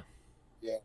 when you had like Kipichin playing, you had guys like Kipichin. Granny Marshall. But anyway, when we get to the game, Spartacus is there already. Sparta never take no bus, none of man never Come give on, him Sparta walk, man. Okay. I remember we play SDC and we go Vineyard Town. Yeah. Reach Vineyard Town, Spartacus is there already. Man, a car drive going away. No. No. Yeah. And I would go to all the games, man. And guys, I tell you what, Pembroke, we weren't disgraced when we went to the National Stadium. We put up a fight, right? I remember at National Stadium one night when Danny Magnus Meyer, the great, him score a corner from the spot. Mm. Yeah, from the corner flag. Grandstand side. I mean, bleacher side. Little grandstand. Mm-hmm. Yeah. From the flag, straight into the goal. Yeah. Don't remember who they were playing.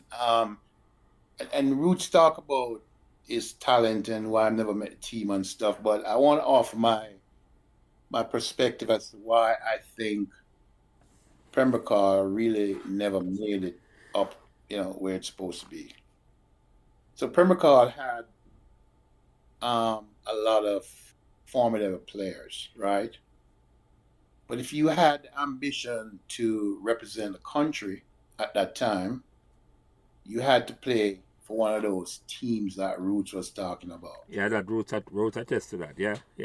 That is so very true because You mean that would be like what, Cavaliers or Santos or one of these Cavaliers, Santos, Boys Town. Yeah. And then later on, other teams. There used to be just two country players I remember playing. There was Ali McNabb. Yeah. There was another guy from Violet Kickers.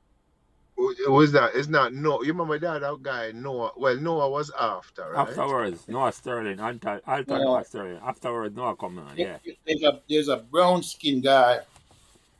Don't remember when. I know we had talk, Chris, but I don't remember his name either. I played with Ali McNabb. I know we had talk. I don't remember, but anyway, he was from Violet Kickers. Yes. Those were two outsiders, so to speak, that would be playing. And Ali McNabb had played for Cavaliers, and later he went to Boys Town, I believe. But our guys individually would play for different teams. Yeah. Pato. Yeah. Pato. Doc. Yeah. Who play for Santos. Yeah. Yeah, Pato was an original Cavaliers, man. Yeah. Bobby Fire, as somebody mentioned, right? But apart from, say, the Messi and them guys coming up and doing what they did, there was a young lady that I went to school with. Her name was Pauline Sterling, I believe her name was. And she lived at the bottom of Pembroke, right? She went on to represent Jamaica in baseball. Mm-hmm. Or softball, right? Softball. Softball.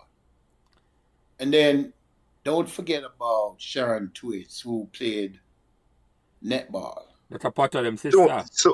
Sonia Twitts. Sonia. That's part of sister. Yeah. Thanks for the correction. She was at Excelsior as well. Right? So we had and Tony talk about Basil Williams. Yes. And you had, I mean, we produce a lot of scholars coming from Pembroke, and very formidable folks. Mm-hmm. You know, so Yeah, man. The director of the DPP, yes, Yeah, Nikita yes, Water, Paula Llewellyn. yes, Father Louis, it is Yeah, a yeah, yes, Pembroke. yeah, Nikita. yes, Nikita. and then there's a Even song. even Family Man was living on Anglesey at one I was point. just going to ask you that Pembroke if a Welton musician come through Pembroke too. Yeah, Family Man. And the great what's the Shaggy's manager? Oh my gosh. No, I think you guys can correct me, but I think probably Dennis Brown used to live Yeah, on. man. Yeah, that's true. Up on the top of Yeah, he eventually came to. So he was living in Annandale what, sides. no, Yeah, at first he was living over what's that near the hill or doing the park side? Yeah, I Que- forgot. That's Queen in the uh, attack. no man, no, one of the original Oh, zone okay, there. okay, okay, okay. And then, 'cause as he started as a youth, but then he even came on to spend some time in He did Pembroke. live in a Pembroke a little bit. You have that right. You have that right, Chris. That I hear. That I know it was a fact. So he lived in a Pembroke a little while. So yeah. And then Jack Spur, who lived right across the street from me, Jack Spur was an original Trenchtown. His family was originally from Trenchtown, right? Yeah. And he, like, even when they owned the house, they used to rent it out, and his father used to come there and do the landscaping and thing until eventually they moved there, right? Yeah. But every Sunday, Peter Tosh used to drive him green Sunbeam Hunter come sit outside and deal with Terence and Carlton, Jackspur, bigger brother Oh them, really? right? Yeah, man. Every Sunday, cause them, I guess They grew up them together. grew up close from Trenchtown, Yeah. Yeah. yeah. So the Pembroke, like I say, things started to change in Pembroke. When the field move, Chris, me agree with you. When the football field, the vibes. That to me, Yeah, that was the first change, the shift in the dynamic. That me agree with. yeah. That that never have nothing else at all, but not more say the field never regulated for a certain, because it Right. wasn't a field. It was never an official field. Yeah, but I still okay. So all right. So there's some guys, in Pembroke, right, and which I support. I should have been doing more than I'm doing right now. I support Roots. Roots is a bona fide friend of mine. You guys still there? Yeah, man. Yeah, man. You go ahead, Chris. Yeah. There's two guys in Pembroke history that are passionate guys. One is Sally Miller, and the other one is Roots. Yes, yeah, I agree. I played for Leeds under Sally as well, as he was my minor league coach. Right. And Sally is dedicated to the task. Right. Or to the cause, I should say. Sorry. Right. He's very formative, right? So he was always an administrator. He wasn't much older than us. Yeah, that's the amazing thing about Sally Miller. And I can't. And the man was so organized, man. I mean, at Yes. an early age, I was trying to figure out. I think Lance and I had this conversation because, like you said, he wasn't that much older than us. It wasn't a big man for we. We had him at the same age group. We didn't, yeah. And he was very organized, very, very organized. Because Roots, him and him went to primary school together, and then him passed the Calabar, Roots passed the Arden. So yeah. Roots was my older brother's classmate. Yeah. Well, Sally Miller was always at the notebook. Yes, sir. Or a clipboard. Always. But all right, when Roots I try to get him on, because I love to know him get them ability there at such a tender age. Yeah, of course. That'd be interesting. Yeah, man, I love him insight and that, and I said, where him take it up? A big man thing that he might do, Yeah. And Chris, like you said, Roots and Sally, but we can't leave out Spartacus. No, can't leave out Spartacus because he was very dedicated. I remember, I think it's when Marbrook them used to play for Premier Card, but somehow there was a game in Port Royal. Yeah, them they used to travel all over these to play match. Yes, Major League, Yeah, there was a game in Port Royal, but some man book it before the game done, you know. I mean, you had man leave the field before the game done, you know, because you play a game of Port Royal and win in a brethren. Yeah, You know, yeah. You know, trouble. yeah. yeah, It's a one way in, a one way out. That is that. yeah, man. But I could remember Spartacus present in Port Royal. Yeah, So anywhere we went, Spartacus was there. Spartacus was there. Yeah, Represent. I never miss a game unless I was sick. I never miss a Premier Card. I was just very proud of my team, you know, and passionate about it, you know. And when we lose, we would walk home from wherever the game was, my group, and analyze it. the whole game. Right? Yeah. I look back. Yeah, Just like when Jamaica play at the stadium, Yes. we would go to the stadium. We'd take a bus to the stadium with no money, not knowing how we're gonna go into the stadium. No, but you're beat. What do you mean not knowing? You're going to beat. Yeah, but and explain that, Andrew. What beat mean? Well, beat is gaining unauthorized access through a fence not access, but or unauthorized out entry. in the wall. It's unauthorized entry into Yes. the stadium. So I remember going to the stadium, a group of us, Long T involved as well. The great long team. And we show up at the stadium not knowing how we know get inside, but we don't know. No, you get in. All right, let me ask you about a famous match of Players Stadium though. When Pele come there 1974. Yeah, I was there. Yeah. That's the second time. If you come before, me never done the first time. The second time, 74. He came with Santos in 71. Yeah, and me he never came seen that with one there. Cosmos. He came with Cosmos in 74. When Billy Perkins kick him off at the field, yes. That's Yeah. Well, yeah, I was there. I was at that game. But so a man announced, you know, Long T come back and say, we can get in, but we can't get in to grandstand. Because Long T talked to a soldier, you know. Yeah, my contacts, a connection, yeah. So the soldier can get us in, but he can only get us in the grandstand. Yeah. And we typically don't go to grandstand. Yeah. So we get into grandstand and then we beat the bleachers.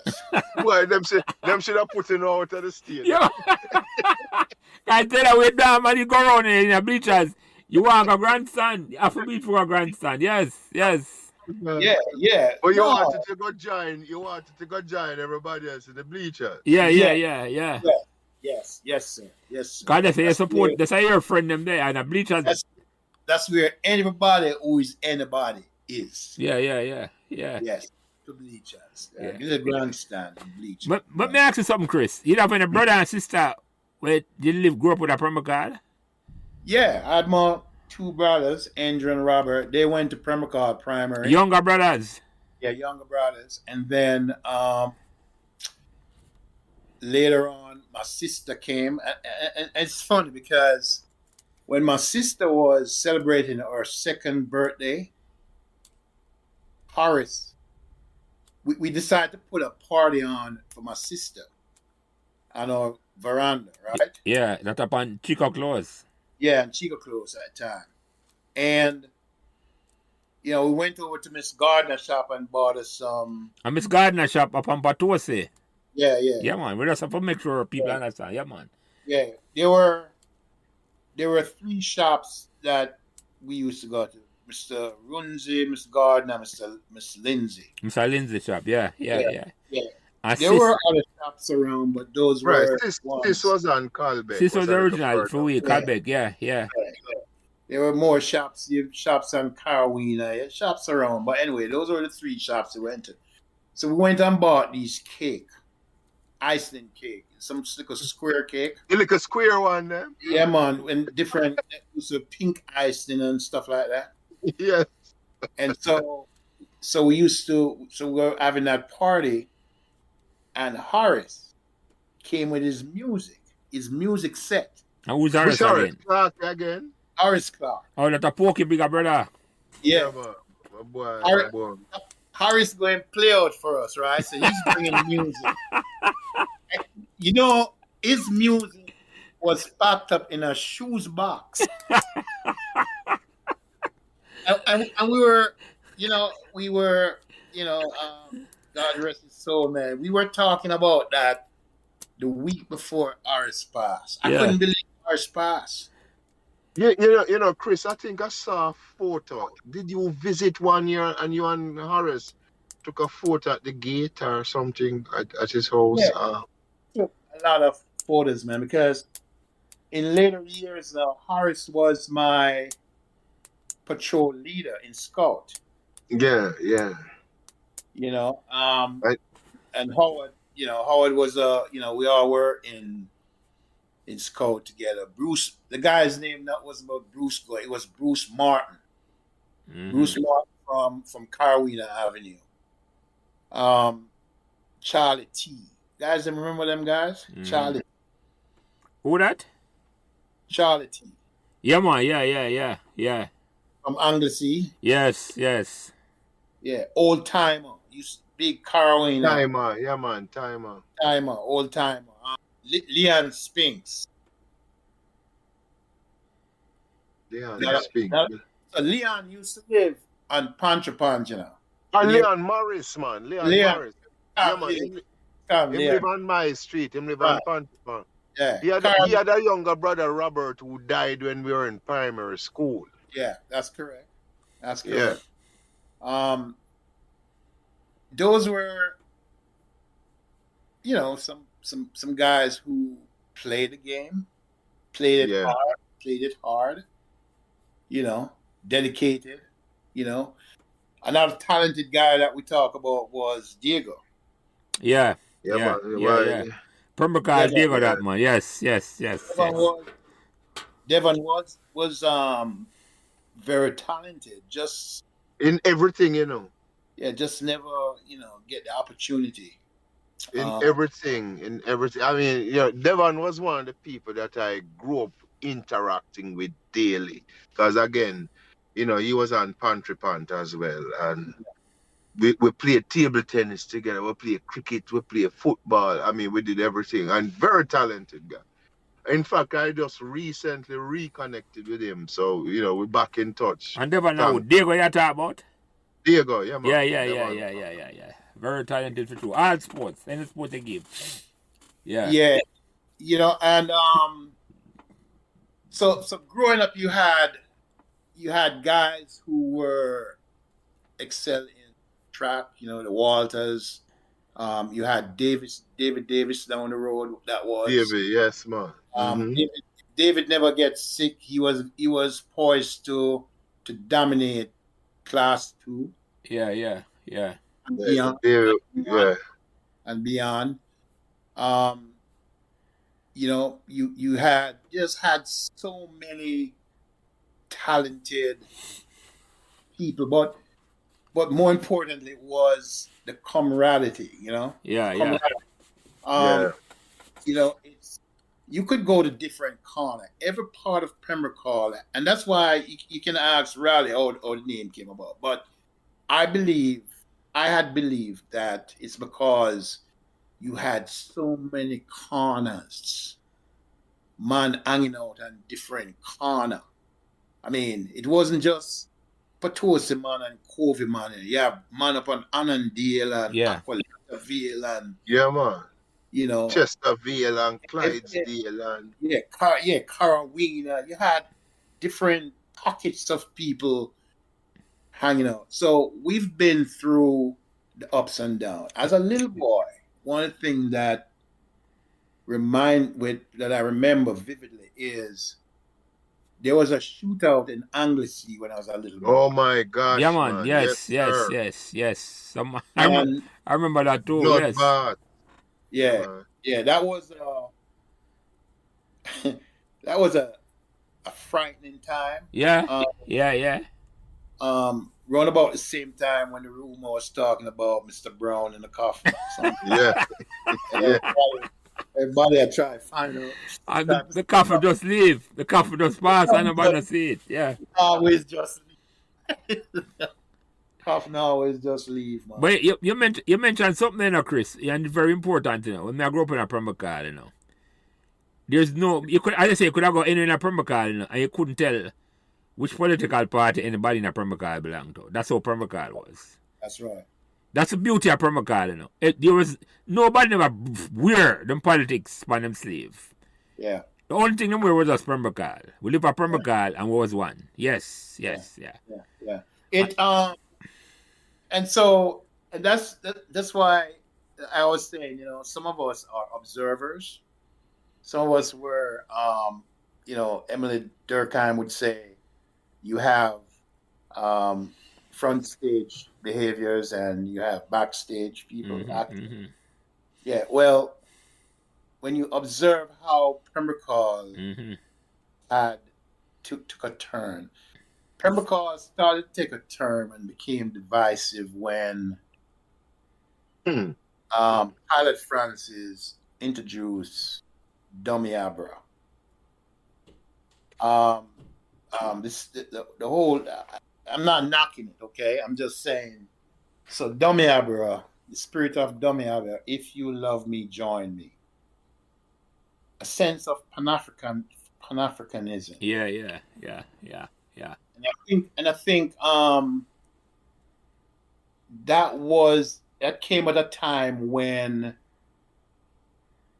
the incident with Raleigh occurred. It came at a time when we had to move from top field to down in the school. Yeah. And we weren't safe no more. A man mentioned a while ago, that, I never used to go Marvel, right? I used to be afraid to go to Marvel. Yeah, man. What's wrong with you? As a Pembroke person, you stayed away from Marvel. Yeah. And I guess in my subconsciousness, in my psyche, I probably was fearful without having a reason to be. But well, I listen. I think I was robbed a few times by boys who were probably smaller than me, but they had knives, and I wasn't the type of person who would have a knife, and so I was intimidated by anything like that. We live at Pembroke have a different mindset, man. You're right about that, man. We just not used to them the mentality that we not. We were not. We were. I mean, we used to have. We used to have altercations still, but we weren't right. It never. We'll figure it out. We never. The difference is, with Pembroke, that's why I say it was a novel experiment, Yes. We could have settled dispute with the mouth, with the mouth. Yes. Or with our fist, because with the fist, yeah. But Chris, you might remember this, one of the person who was always in an altercation was Roots. I think Roots and everybody at Pembroke fight. I remember one time Roots threw a stone after me. When I turned my head and the thing passed me, you could hear the buzz. right in front of Odingo Gate. Yeah, I love Roots. Roots. We've all had. All right, there is nobody of us boys that didn't have a run-in with Roots. I wasn't exaggerating. You see, thank you, Chris. And we love Roots to death, But Roots was just a fiery temperament. Yeah, man. And still is. Yeah. And still is. Right now. Let me say this though. Is Roots is one of them guys where everybody in Jamaica know Roots. Yeah, man, right. Not just Permacal alone. Not just Permacal. You're right. Right. All over the globe, know Roots. Yeah, man. All right. So, but it's no other person I would wouldn't mind in a foxhole with than Roots. Roots. Now Roots, yeah. Even after you just done fight, if anybody mess with Roots, you fight for him too. It's just one of those situations. Roots. Yeah, Roots is just and so the point I was trying to make earlier, right, was that Roots is interested in Pembrokeshire. Roots is not someone that I'm concerned about in terms of swindling and all that stuff. You mean integrity? Yeah. Roots is a real deal. Yeah, man. So I just a football and Permacal matter, man. I'm full endorser that. Yes. Yeah. And so one of the things that I hope can come out of this forum, and you guys, man, this is great. I really appreciate you guys doing this, and I hope more people come and just sit and talk about their experience growing up in Pembrokeshire. Mm-hmm. But I do think that we're at a stage now, and I don't say we are mature in our life, settled in our life. I think that we need to rally around the idea of building a Pembrokeshire and leaving a lasting legacy. All right. A couple years ago, Mikey Tolan contacted me about doing a Potosi reunion. Right. At a Beck. Huh? Beck, Beck. Yeah. Mm-hmm. And we just couldn't decide.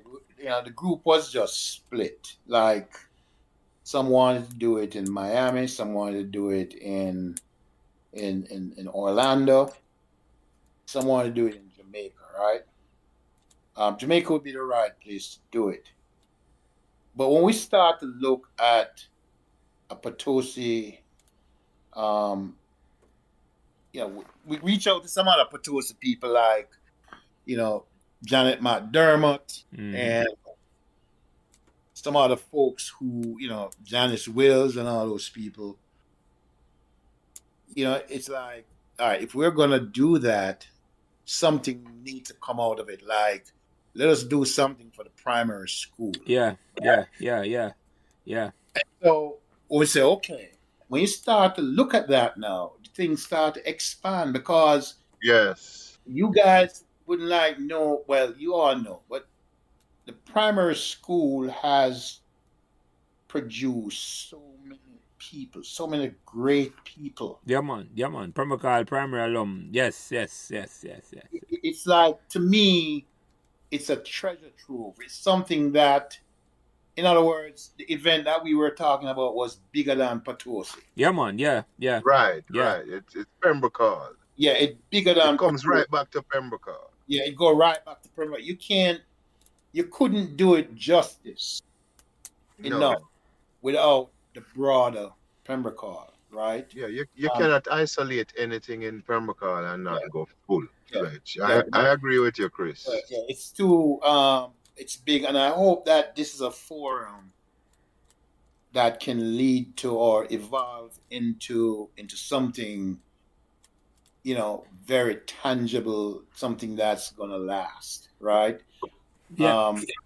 Let me say this, because when Roots contact me, originally when Roots contact me, and Roots just as a boy lands, it's a donation. I look at me, I say, Roots, I do a podcast in my school, I do something for Pembrokeshire, because that did on my mind from last year too. Because I love Pembrokeshire too. We live at Pembrokeshire for 40 years from 1962. I'm say, come talk about it, Roots. Come talk about Pembrokeshire, and we say go. And when me hear Roots vision, I'm up to there, I tell him, I say, listen, we want Pembrokeshire to be the football academy in Jamaica, and it can go through the primary school and the high school in collaboration with the community. That's a vision. And me just talk on the top of my head, me not talk to Roots or nothing.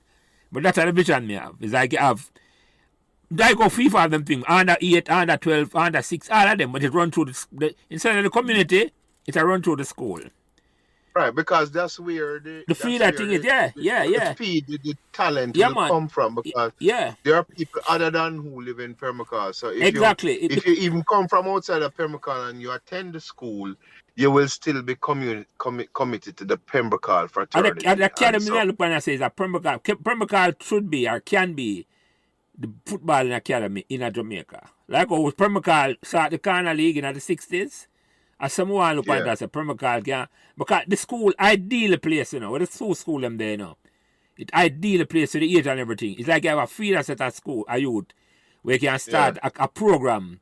We have a constant competition program. A man just go want to come to Pembrokeshire because I know say he might get good exposure because we have a good system that's in place. But it just starts with an idea. And that's the idea me I throw it and I say, boy. Yeah, I think it's a solid idea, because I don't know that we have the.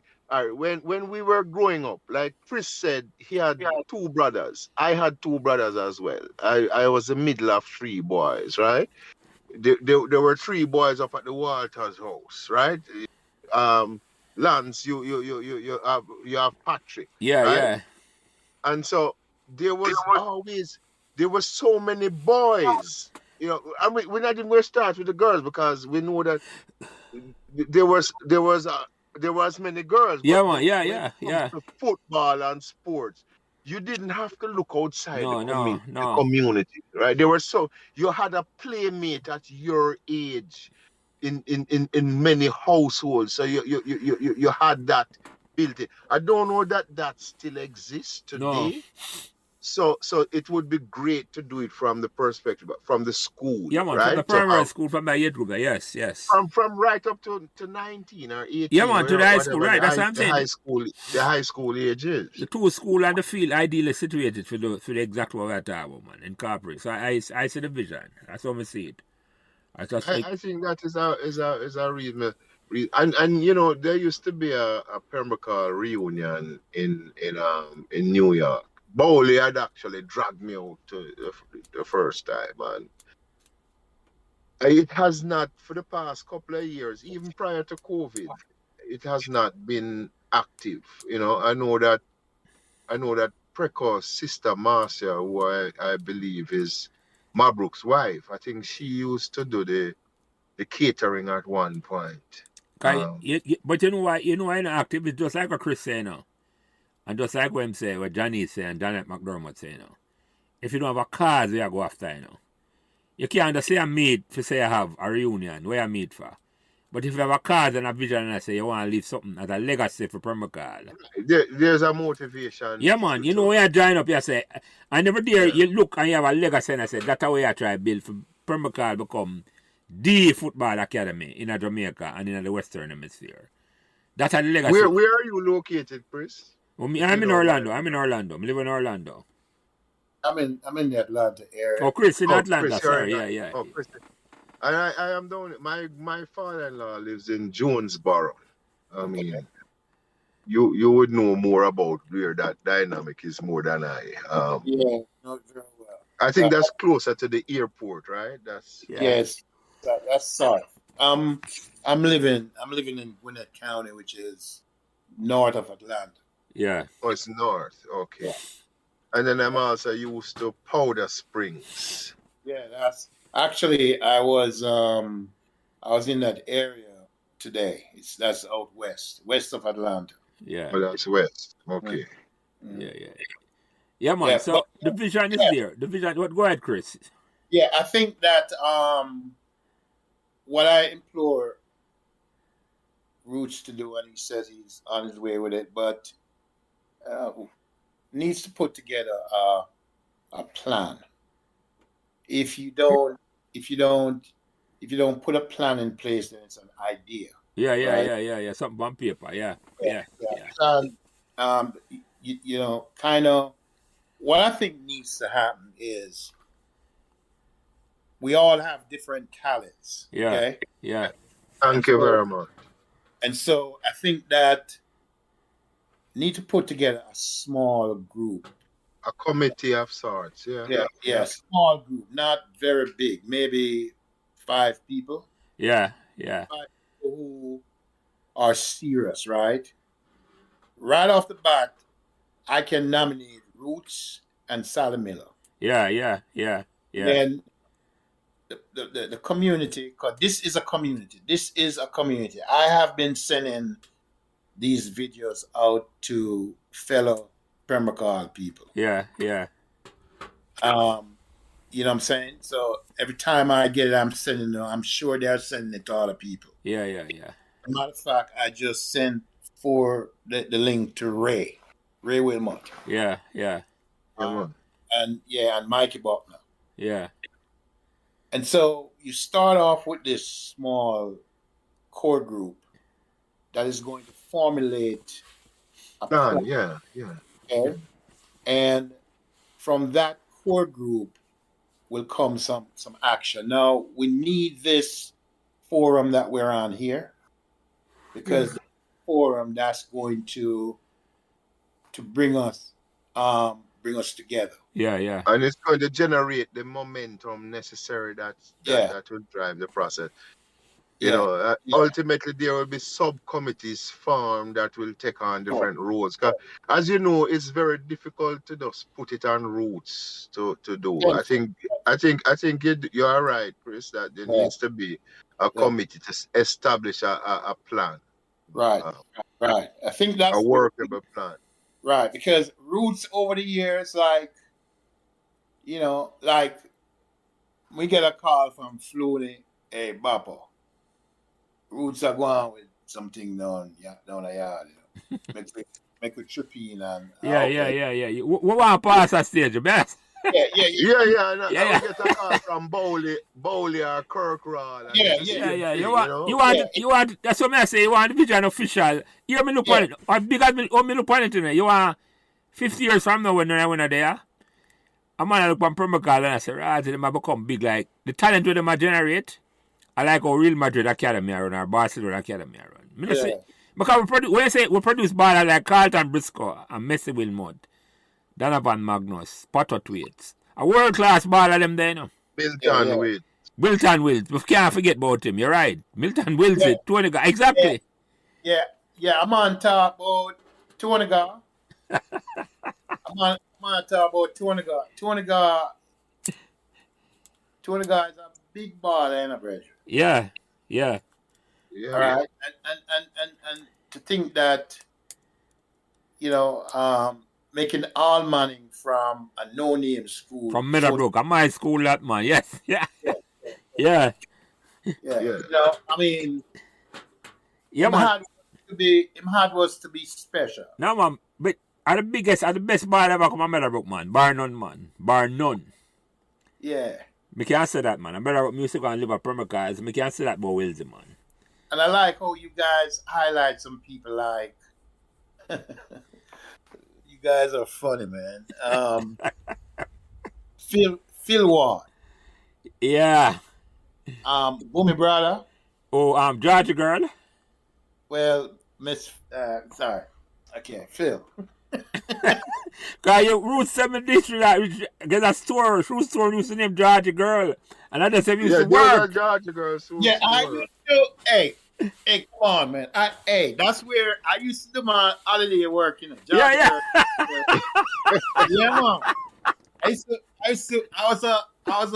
was a formidable salesman in that establishment. Yeah. Yeah. My store was King Street near to Times Store. Yeah. Large girl shoe store with Barriano. Yeah. So, but remember now, Boomy.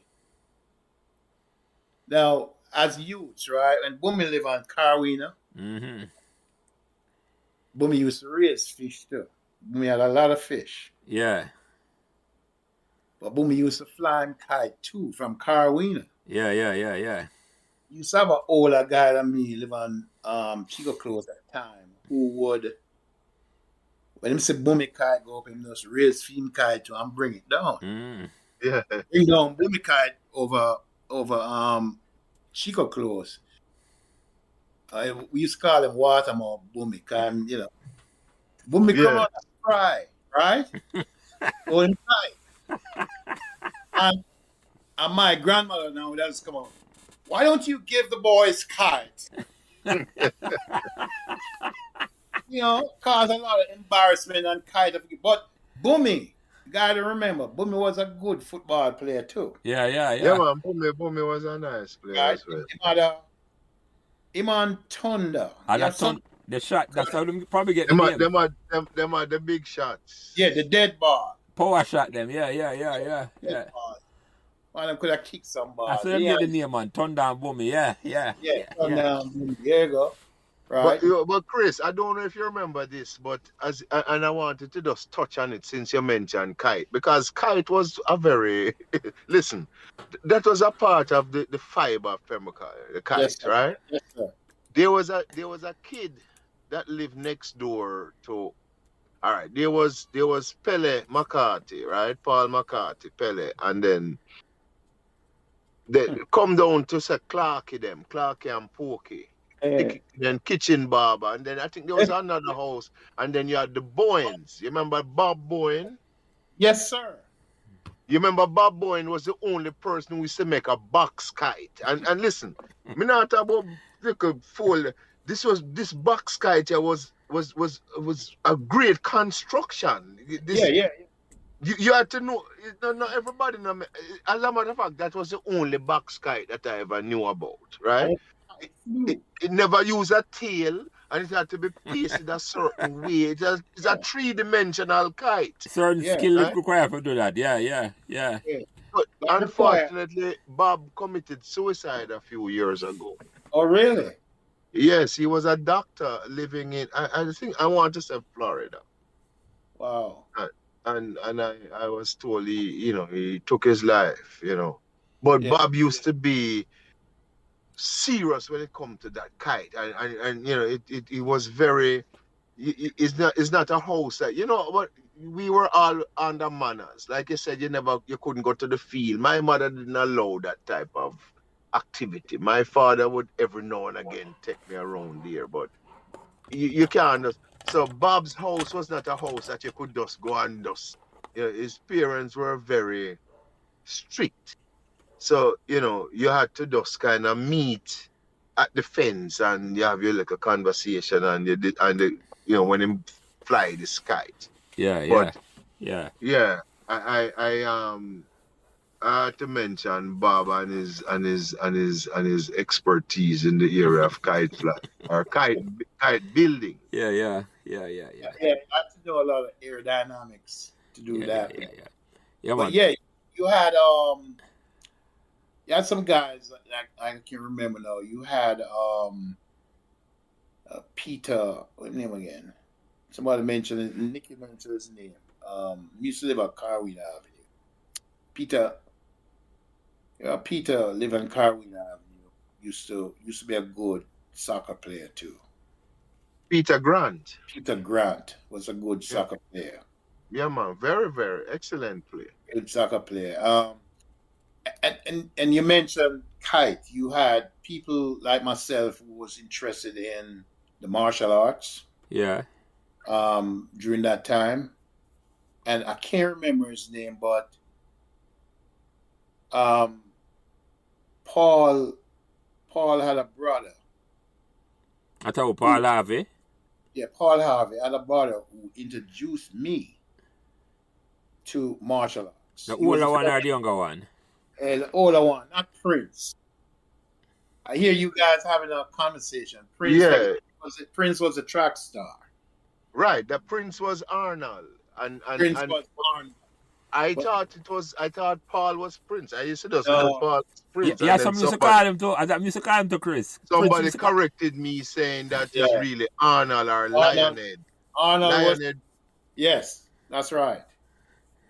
Arnold. But Lionhead was the eldest, wasn't he? I don't remember how they go, but I think it was Lionhead, then Paul, and then Owen. Yeah, Owen are the youngest one. Me and Owen in a primary school together. Owen are the youngest one. Youngest boy at least. I'm have a younger sister, yeah. Right. Yeah. But I think it's Arnold, Paul, and Owen. as to my recollection. Right. So I kind of, I just remember that, and I remember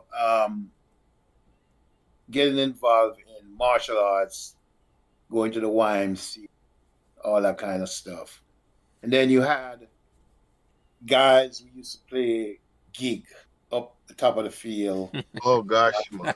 in the evening. On marble, we used to play marble under the cooler plum tree. Yeah. But Yeah. hey, there was a lot of obstacles there, though, Chris. There used to be these white stone. You remember them like a white stone, them, huh? I used to walk barefoot, by the way. Yeah, man, yes, yeah. You gotta play the ball barefoot on the road. Yes. But many days you're coming home from school and it rain and you gone you reach all boulevard now because you race board ass. Yeah, man, paddling in the water, yeah. Yes, sir. You're on the boat, you're racing boat, yes. Yes, and before you know it, you're gone past the yard and, Talking about the one roots. One day, remember there was a Kerry Parker. Remember the cricket man, the Kerry Parker? Yeah, man. Yeah. Australian. Mm-hmm. So one day, brethren, we play scrimmage on the road. We started out playing cricket on the road. And a man decides and put up 2 stone and we start playing scrimmage. Mm-hmm. We break for scrimmage that evening there, and go cook. We run a boat and come back in. Now, when we the boat over Muller Yard, Mm-hmm. some sophisticated boat used to run over Muller Yard. Mm-hmm. Because them How boat, are you describe the sophisticated board for here, Chris? Eh? How are you describe that sophisticated board? All right. So, boat and Muller Yard, you get sanitary plate. Yeah. And In the kitchen. You know, outside the boat that. In the kitchen.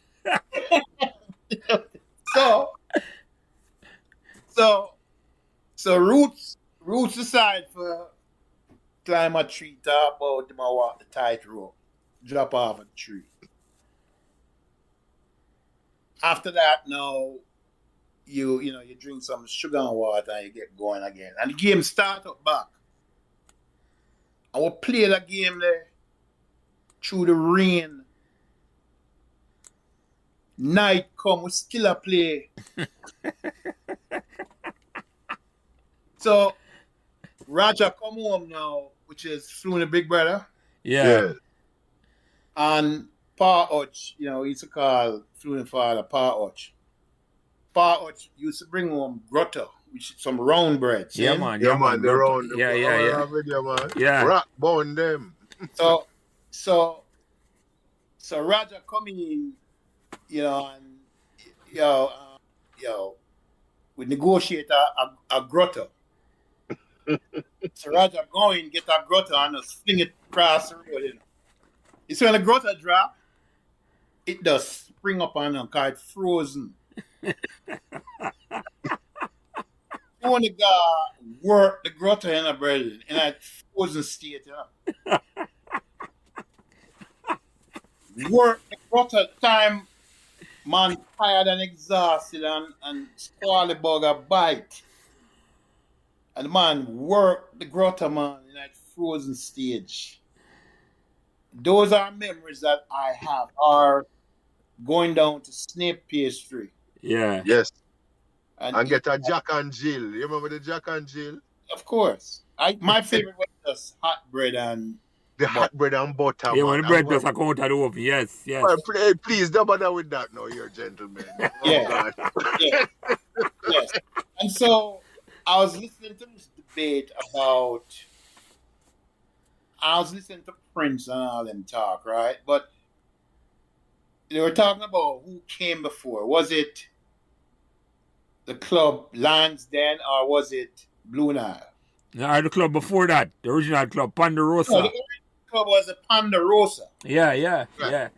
But I would like to bring a perspective to this memory as to who was first Yeah.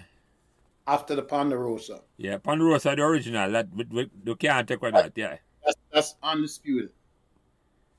So Mr. Taft is a guy who owned some land down the bottom of Pembrokeshire, right? Yeah. And had built those buildings where the snake pastry was. Oh, Blue Nile was originally, yes. Blue Nile came before Lansdowne. Yeah, man, Blue Nile was before Lansdowne. Yes. Right? Blue Nile came before Lansdowne. That's just how it was. And then there was Dougie T. them father had the hardware store and whatnot. And that area just never developed beyond that. No, right. Beyond them couple shop there. You're right. But gentlemen, I went there, I want to say about 2014, and Tony Gan and myself happened to be in Jamaica at the same time. And we went out there. There were about 2 other clubs now, some adjoining building that we went to go have a drink. And I was like, what on earth? Is that right? One place was called Tash or something, upstairs. It was not on the same building as Snape's. It was closer to Cardiff Hall, like in between where Snape's is and Cardiff Hall. There was another building that was put up, and this was on the upper floor, right? Okay. So it has actually been expanded since our days there, but I can't say I'm totally familiar. Other than that one visit back in 2014. Right.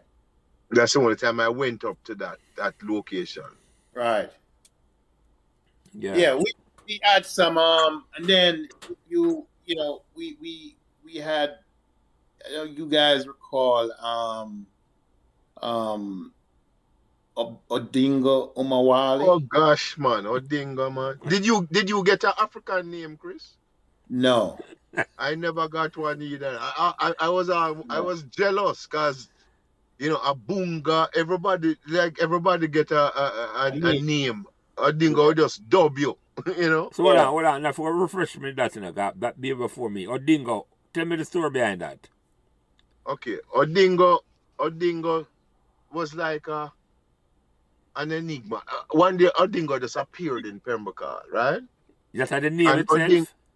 No, man. Odingo live on the corner of Flamstead. When you come up Patosi and pass the Howell, and you make that left onto Flamstead, that first house across from the Martin girls, Audrey and Marcia Martin, was where Odingo lived. Yeah, okay, yeah. Right? And when Odingo initially came to Pembrokeshire, Odingo had a brand new dump truck. Okay, right? Yeah, I think I know you're talking. Yeah. Isis brother. If you see him, I say, well, Isis brother Lance. Isis. Every time you see him, it's Isis brother. I know you're talking. Hey, Chris, here's the funny thing. I always visit Jamaica periodically since leaving in 77.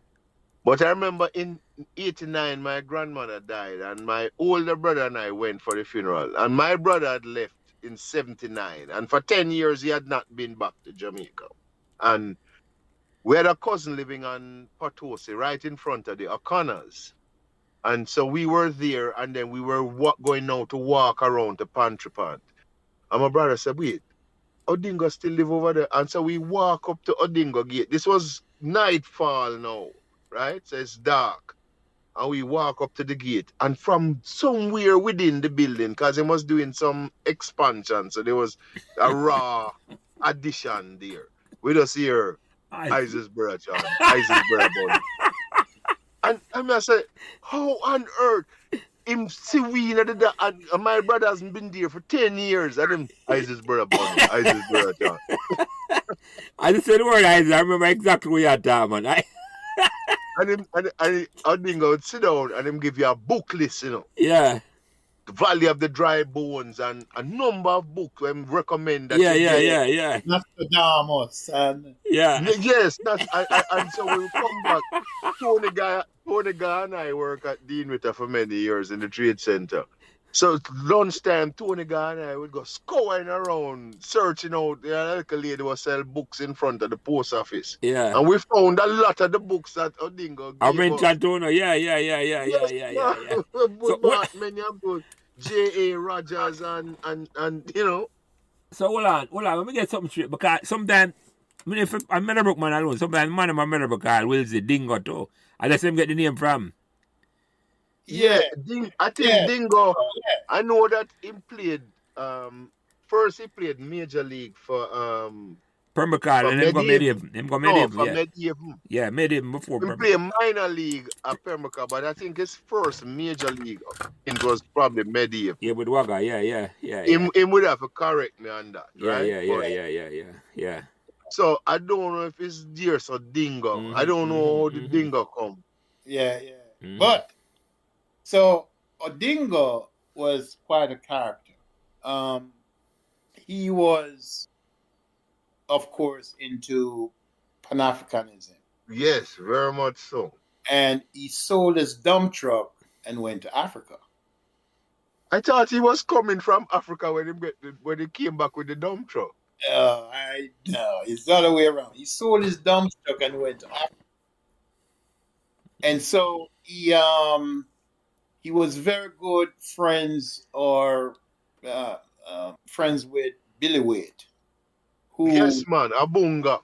who later And- changed his name to Abunga. Yes, Abunga Umawali. yes. And that's another interesting group too. You had Baselwaite, Right. And And what's the eldest brother?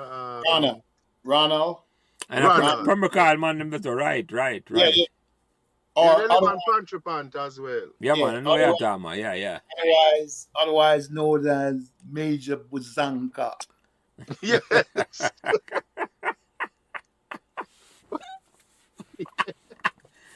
Yeah. So Major Buzanka was an original in his true sense, right? Yeah. And that was Abunga's older brother. What was his original name or his government name? You mean That Major Buzanka, cause Billy Major was a Buzanka? I think his name was Ronald Waite.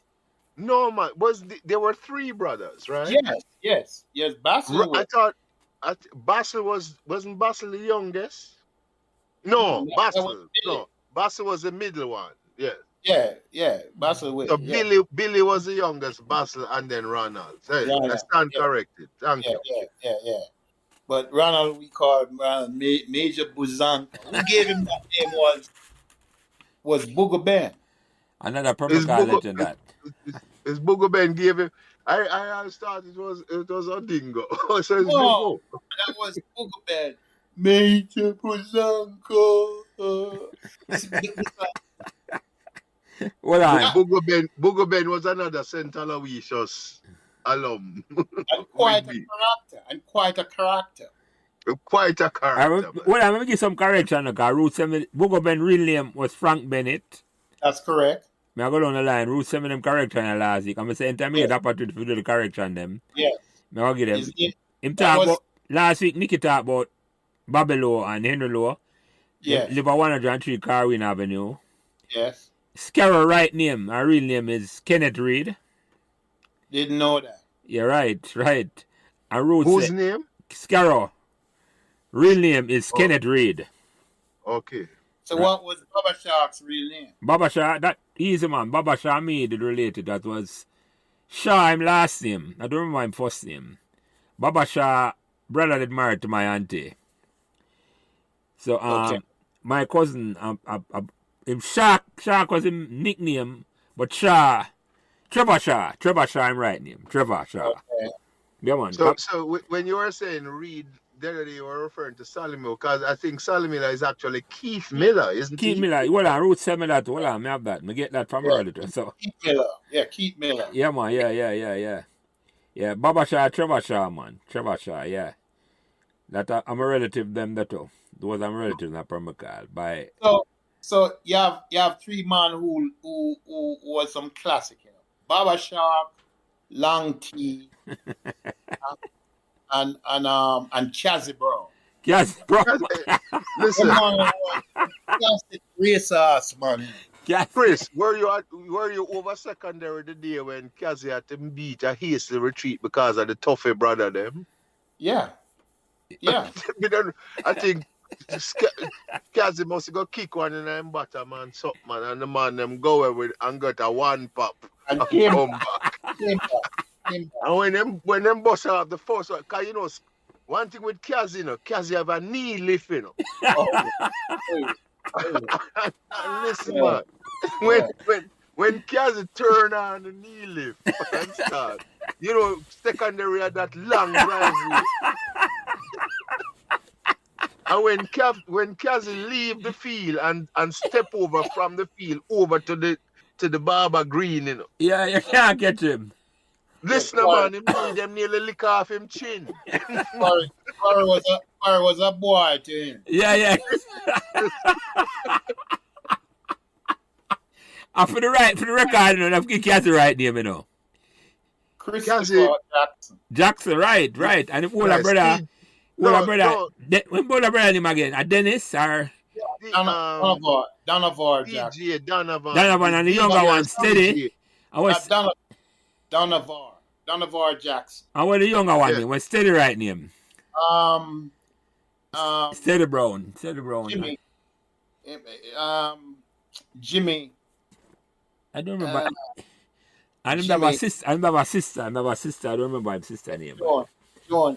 Yeah, John. Yes. But you know, what is funny about, which is interesting, is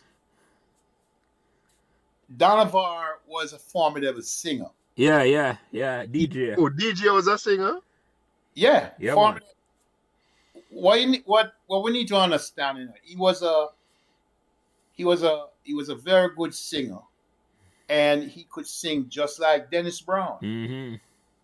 Hence, he got the name Dennis Brown. Mm-hmm. The entire family got the name Brown. Yeah, Steady Brown, Kazi Brown. Oh, Yeah. so Kazi Brown. So all of that come from. Yeah, so That's a nice nugget there, Chris. Yeah. yes, right. Yeah.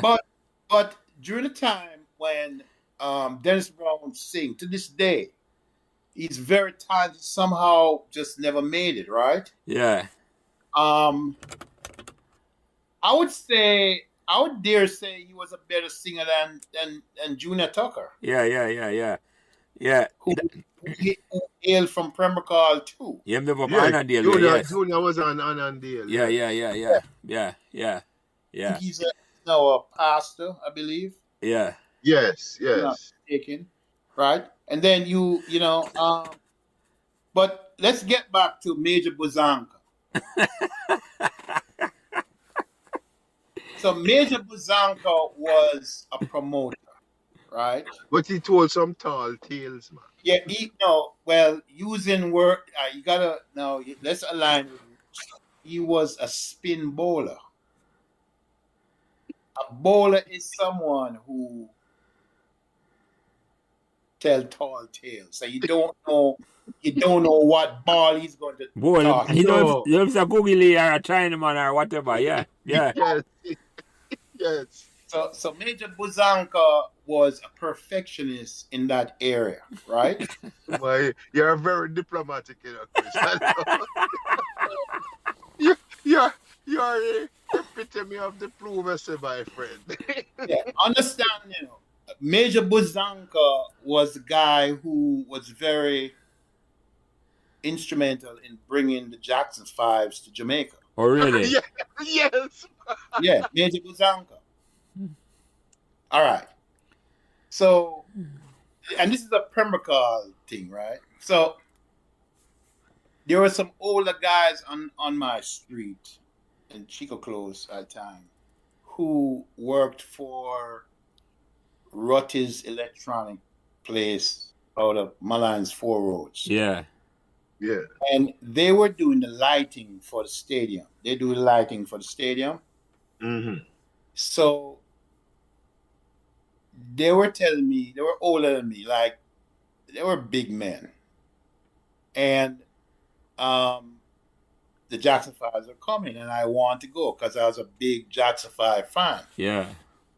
like many of us, right? Yeah, man, we all were in the 70s, what? Right. And so these guys decided to carry me with them so I was standing on the stage Kind of the lighting, yeah.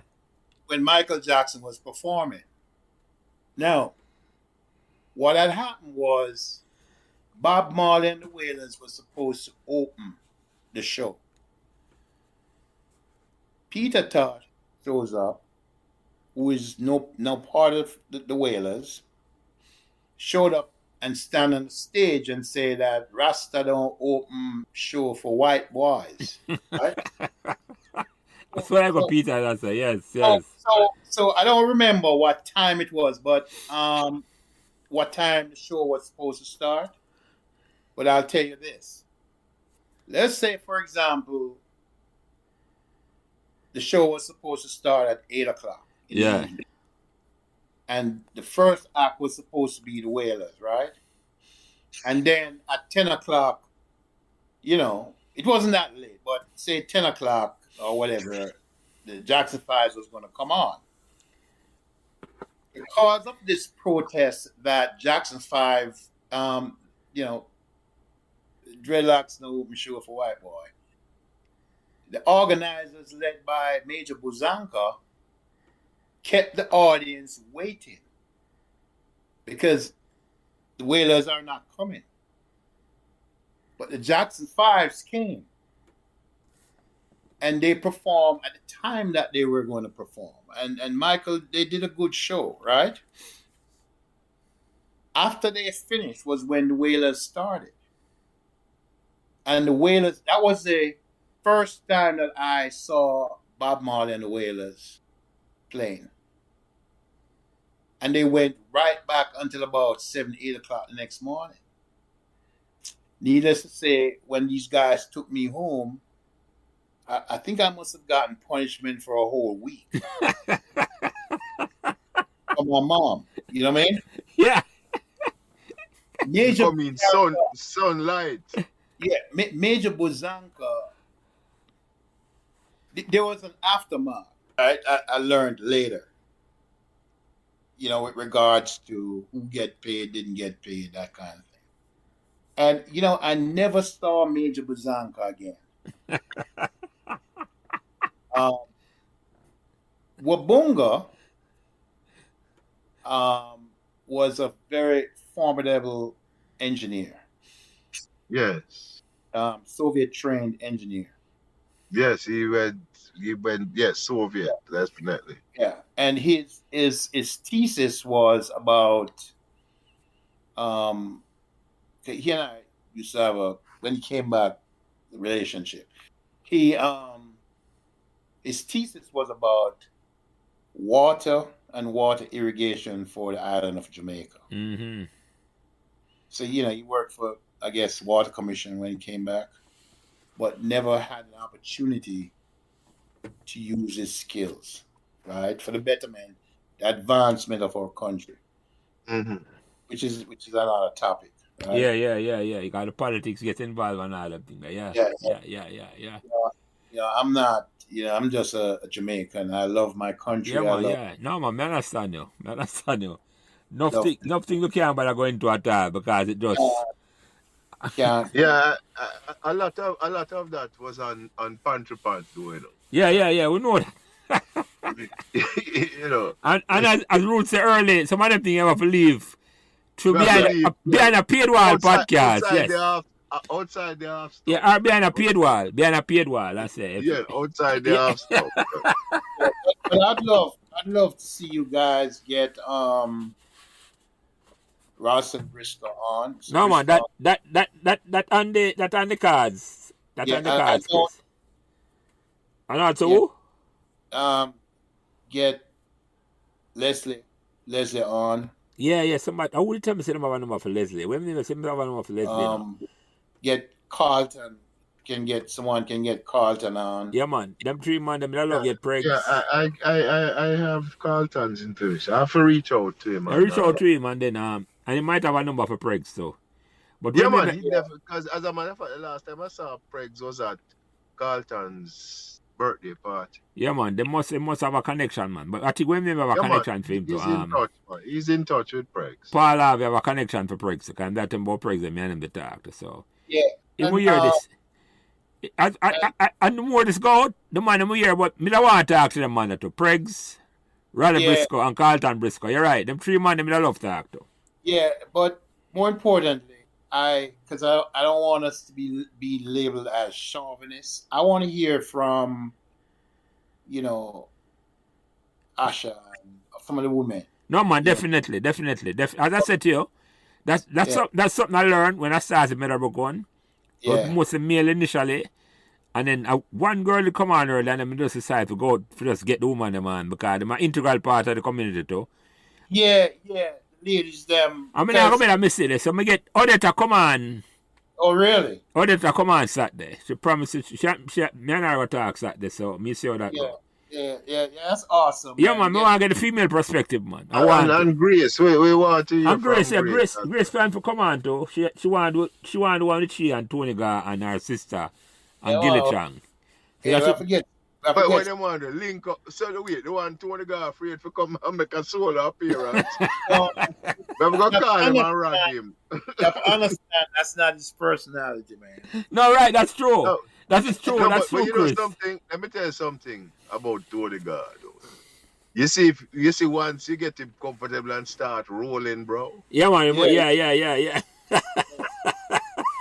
Hey, listen. For many years, we work together at Dean Witter. But when I left and went to MetLife and was in Jersey City, after 9/11, Tony Gar had to run out of the building, and so he came and worked. Dean Witter moved to the street behind me, so we used to travel every day. And here where we used to go now, Chris, you'll remember the Tuller brothers? Yeah, Mikey Tuller and... No, man, Paul and Kenneth and... Oh, yeah.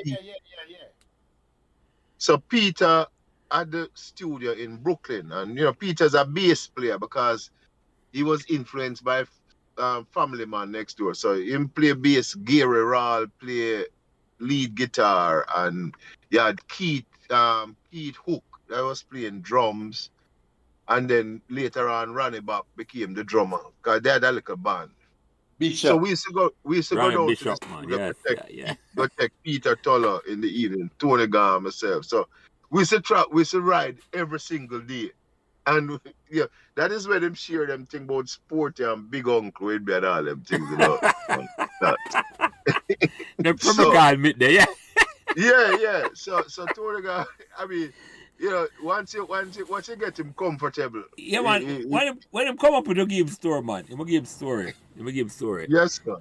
Anyway, gentlemen, I think that's when we take it, we there talk for 2.5 hours, Yeah, that's good. That's cool. That is good. We start a little late, and we really appreciate this, Chris, for come on at short notice and just come here talk. And I may leave the floor to the 200. Any closing remark from you first, Chris, and then Andre.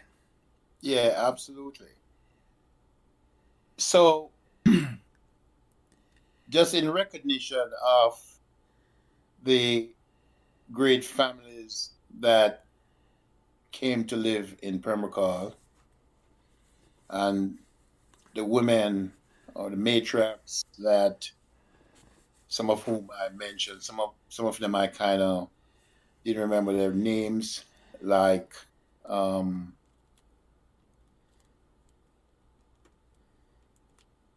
Mrs. Gray. I don't know if you remember Stephen Gray was a friend of mine and lived on Pembrokeshire Close. Yeah, man. Yes, Stephen and Carlton Gray and the mother. Yes. Adelaide. And he died when we were young. In an accident. Yes, I remember that, man. I remember that. Stephen died. Yes. And just remember that as we mature in life, I think camaraderie is important. I think that we should always remember the good times. Don't they're bad things, but we need to remember the good times, right? And like I share with my son, when I talk to my son about my boyhood, I let him know emphatically that his boyhood cannot match my boyhood when I Never, was never, never. right. And so along the way, I've met people that I cherish. Um, and I remember the great institutions that shaped the person, good or bad, that I am today, whether it's from afar, looking at people like Much, looking at guys like Sporty, who were Mm-hmm. dancers, Yes, sir. later on, for better or for worse, Lug, Mm-hmm. Yes. Mm-hmm. Spartacus, and all these families who came to live in this community and experimented with raising their children. I can think about Kirk's mom and dad, Mr. and Mrs. Rawl, Yes. Mr. and Mrs. Wilmot. Mm-hmm. Uh, these are, Mr. and Mrs. Clark, and the list goes on and on and on. And that Pembrokeshire is a very special place, created a lot of great things. We've produced intellectuals, we've produced politicians, we've produced lawyers, engineers, criminals. I mean, just a collage of people, right? Yes, And sir. I hope that this forum is going to evolve into something that we can build on and leave a legacy, because I visit Pembrokeshire and it's not the same. No, no. No, no, It's not not. even close. No. And I just appreciate you guys for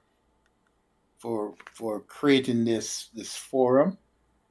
And just in closing, there's some people that I'd like to see come on the program, like Fitzy, that own the Rock Club.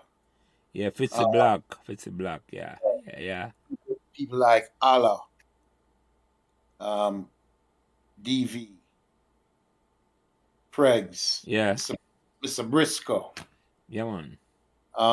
Get them on the program to cheer us up and cheer us along, Yeah, man. And give us some of the memories and from film perspective. Yeah, man. Yeah. Yeah.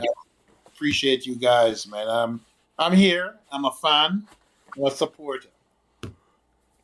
Yeah, man. Thank you, Chris. Andre, any closing remarks?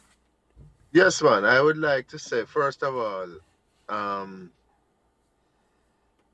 give thanks, Lance, because I listened to the very first broadcast with Roots and then with Prince. Prince Reynolds, right? And I commented on both, and you invited me. It was a great honor for me to be able to do the third broadcast, and you even suggested that you would invite me back to share the hosting duties with you, and here it is you have. And this opportunity has presented, like, Chris is somebody that I know living in Pembrokeshire, and if we see each other, we'll go like, oh, yeah, because we pass on the street all the time, and we in the same community. Mm-hmm. And now we get a chance to sit for 2.5 hours and reason, right? Mm-hmm. And that is a product of this that you have started yourself and Phil. Mm-hmm. So I have to give you kudos for establishing this, not only on behalf of Pembrokeshire, but as well Meadowbrook as well, right? Mm-hmm. And we can I remain available. selfishly so that whenever you call on me, I Yeah. am ready to Yeah, man. roll with you, Yeah, man. right? And like Chris said, we want to, and you have expressed that we want to see a legacy. We Yeah. want to see something that we can support the efforts of Lincoln Nathan, my old friend and classmate of my brother, and all the people who want to see some positives for the community that shaped all of us. Yeah, man. Yeah, man. Right? Yeah, man. Yeah. Yeah. And so give thanks and much respect to the Pembroke community, all who listen to these podcasts. Enough respect, you Yeah. know. Yeah, man. Gentlemen, thanks. Appreciated. The honor is mine. For not find the time for come share a 2.5 hour with me for come talk about something me love. Just to talk about Pembroke. Because the memory is great for me too. Just as Yes, it's sir. for I love it same like you. So I find it an honor when a man want to come talk about something me love talk about. So I appreciate that. Thank you for coming on and come spend the 2.5 hour. And you know what? We hope so we can leave a legacy for Pembroke that when we're not here, a man can hear this and say, yeah, I just had a legacy start, Because Pembroke, we can build something big for Pembroke. We can leave a legacy. But it just all starts with a vision. So we say it go. Yes, sir. Respect. So Hey, Chris, Yeah. Baptiste, and Andre Taylor Danville, good night and God bless you all here, sir. This is Lance or Jelly as may I say, I sign out. Thank you. all right. Respect. Yeah, man, respect. Thanks for listening to Pembroke Memories Podcast. And remember to give us all the support you can on whatever social media platform you are listening. A special thanks to my production manager, Kyle Prince, who takes care of everything involved in getting the podcast out every week. And without him, I would not be able to do what I love doing every week, having memorable conversation about Pembroke. Thanks.